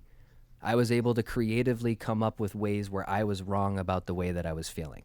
I was able to create these scenarios where you guys didn't care about me. You know what I mean? Like, I was able to convince myself of a lot of these realities, and they weren't true. I have you guys here with me today. When I asked you guys to do this for me, you guys jumped on the opportunity, and you guys are sitting here and listening to me talk for hours on end about my experiences, and you're being patient. You know what I mean? Like, people care. You know what I mean? Like, people truly do care about you. So if you're struggling with these things, like, please reach out, please seek help, please feel no shame in experiencing it. It's on a very small scale, but if somebody hears something like this, legitimately, I don't feel, like, reach out to me. I don't care. You know what I mean? Like, I can't promise you that I can make everything better, but I can promise you that I'll lend an ear. I hope I don't get 1,000 of those, because it's a lot harder to lend an ear to 1,000 people to, like, 5. But like, legitimately, you know what I mean? Like, it's love, man. It's all love. And if nothing else from this conversation, I want people to feel that love. I love you guys dearly. You guys are my brothers in life, and I'm so fucking grateful for you that I can't even put it into words sometimes. And to my grandparents, and to my aunt, and to my brother, and to my sister, and to my fiance, and to Dylan, and to all of the other people who have helped me, who don't even realize that they had helped me. Like, I appreciate you so much. You don't even know. But a lot of times you don't even know. So we got to get better at sharing those things with each other. So I tell you guys every time we get off the phone that I love you, because I don't want it ever to be misconstrued, you know? And it's not an easy thing to do. People aren't comfortable with their feelings, but If you can push past that, if that's something that you are comfortable with, it can go a long way for people. So I know we have more that we wanted to talk about, but I felt like that was an important message right there to share. So Yeah, I mean, you just put a nice button on it. Like we all love you too. I think I've reiterated it a million times, but like you've always been like a second older brother, mainly because of your experience. Like you were hardened by that. You I am aged 3 months older faster. than you. So Yeah, but like in terms of wisdom, like you were a lot older. So uh, and experiences, you were a lot older. So um, that's been something, unfortunately, like as sad as it sounds, like I've benefited from because like you've seen some shit, and I mean you hit it very well for a long time, but what I've learned is that like not everybody has that. In your case, you could argue your dad was one of the, like, he probably didn't feel like he had anyone to talk to about it, right? And I think when it when people commit suicide, something I always, and there's conversations about it, something I always like to like emphasize is that not everyone has, like some people either they literally don't have someone, or they feel like they don't have someone or which are anyone that at basically the least can same thing at understand. a certain point. Exactly. Yeah. So, yeah, that's a good point. So, I think you put a nice button on it. I always thought you were very strong, at least my strongest friend, for what you went through at such a young age. So, I think you put a nice button on it um, just now. It's a tough topic, but um, like I was telling you, like you're worth more than what you're thinking of yourself right now or at the moment. You're worth a lot more. And then there's also your future value of the worth that you'd be cutting off. You never know how you'll end up. I mean, like you're the one that helped talk me out of suicide and college, right? And had you committed suicide in what's it called in high school, like who knows who would be there to help me during that time, yeah, right? So it's like it's those relationships are important. Like your friendship is one that I truly value, and I love you very much. And thanks for all you contributed to my life. And that's why when you asked to have this conversation, because I learned a lot about you today that like I honestly did not know. So you've never really told me the full story. So yeah, thanks for having me here and sharing that with me. I think it's all very insightful. Yeah, and you know, eh, like Kojo was saying about well, I guess you're technically 3 months older than him, but I'm at least a year older than both of you guys. But that's never something I felt in our conversations because you talk about age, it's a number. I mean, when you're talking to people, the sense of age you get from them is more from a sense of wisdom and maturity and how they handle themselves in a lot of situations. And growing up, I was always told, "Oh, you're so mature for your age, or considering this, thinking about that," and I feel that's a big reason why we were friends because it was like one of the few times I felt like I could have these more adult conversations with someone and it Mm-hmm. not be maybe the words like whimsical adolescent kind of thinking about it, which Mm. I mean it's fair. We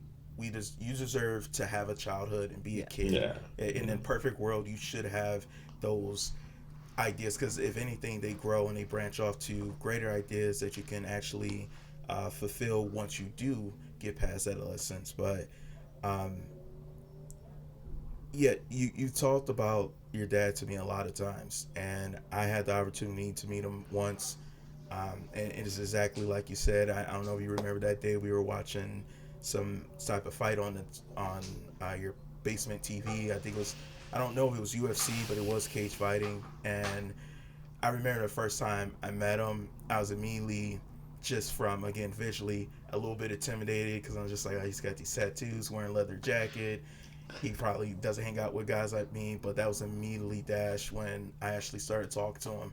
And like you said, like the guy, the first time he's met me outside of maybe any conversations you probably talked to him about me, and he's telling me, "Hey man, I love you. I really do love you. I understand that." And he wanted me to really like accept that. And for years, I just always thought like, that was a little bit weird. I don't understand where it was coming from, but the more I grew to learn who you were and understand who your dad was through the stories you told me, the more I kept going back and wishing like I could really be more appreciative of that moment in that moment. And I think also, you talked about how the day after finding out your dad committed suicide and how everyone was kind of approaching you about it. Um, I truly do think if there's anything, kind of what Kojo was saying, where it's a very unfortunate, very terrible thing to happen, but that it hardened you and made you a better person. And you're talking about how like in a situation like that, the depression being this evil that spreads to others. I also feel like a big thing that it capitulates who you are as well is that love that your dad had for people. I mean, we joke around sometimes and talk about the things we see or whatnot, but you've never been someone who's ever not been considerate of others or not been considerate of what's going on in someone else's life. And I have to believe that was something that you just garnered and learned to do so from his example. And I guess what I'm trying to say is that we we never know how life's going to work out and how things are going to happen. But it's moments and conversations like we're having right now where we're remembering these different events and these memories we have talk to each other and other things where we weren't together that uh, is proof that you really have to not take for granted these rare opportunities where you meet someone in life and form a connection with them that is not just the base level of acquaintance or a friend through social networking or anything like that, but an actual person that sees the value in you and also respects it. It doesn't abuse it, doesn't try to, oh, this is what I'm gaining from you because of this relationship, but generally sees who you are and cares enough to say that you matter. You matter to me because in the same respect, I know I matter to you. And I think a lot of people sometimes don't recognize that with friends, or they recognize and they don't understand that that's exactly what it is. And um, yeah, I just hope that the thing that people take from this is to find those values, to really appreciate them, and to understand, the we get so removed from each other because of the advancements in technology. I love technology. I'm majoring in computer science, but if there's one thing that I very much dislike about it is that it really does separate that human element from each other of really being able to reach out and touch someone and understand that they're real and that they care and that they matter. And on the flip side, we have this opportunity to put something like this out where people can still tune in, hear what we're saying, and like you said, I really do really do hope uh, people just take the time to give themselves that opportunity to think, to accept those feelings that they might be having, and to seek out the people that they can probably point out from a conversation like this that do matter and do care about them. Of course, and at the beginning of this podcast, we did provide some resources that people can reach out to in the event that there is an issue. But if that wasn't, if it went too fast or whatever the case is, we're also going to have those things linked below this conversation, as well as in a graphic at the end of the conversation. So I think it's good to take advantage of those resources if you don't feel like you have somebody in your life that you can reach out to. One more time, I appreciate to the both of you very much sitting down and letting me get all of this off my chest. I needed this quite a bit. I hope that if anybody is listening to this podcast and they do themselves need help, as we have stressed on multiple times throughout this conversation, They take advantage of some of the resources that we provide. The main thing that I want to end with on my own is I don't see a lot of quotes that I like, but there's a fantastic quote on the topic of depression that I do feel like sharing with people, and this is what we will end on. So before we go, thank you to Kojo Owasu and Marie Starr for joining me here today. Thank you guys for listening to Sacred Time. And just a reminder, in case your mind is playing tricks on you today, you matter, you're important, your presence on this earth makes a difference whether or not you see it. So please take care of yourself mentally. Please reach out for help if you do need it. And more than anything, love people and try to present kindness, because it can only make the world better. It's cliched things to say, but they really do go a long way. So thank you once again for listening. This has been Sacred Time.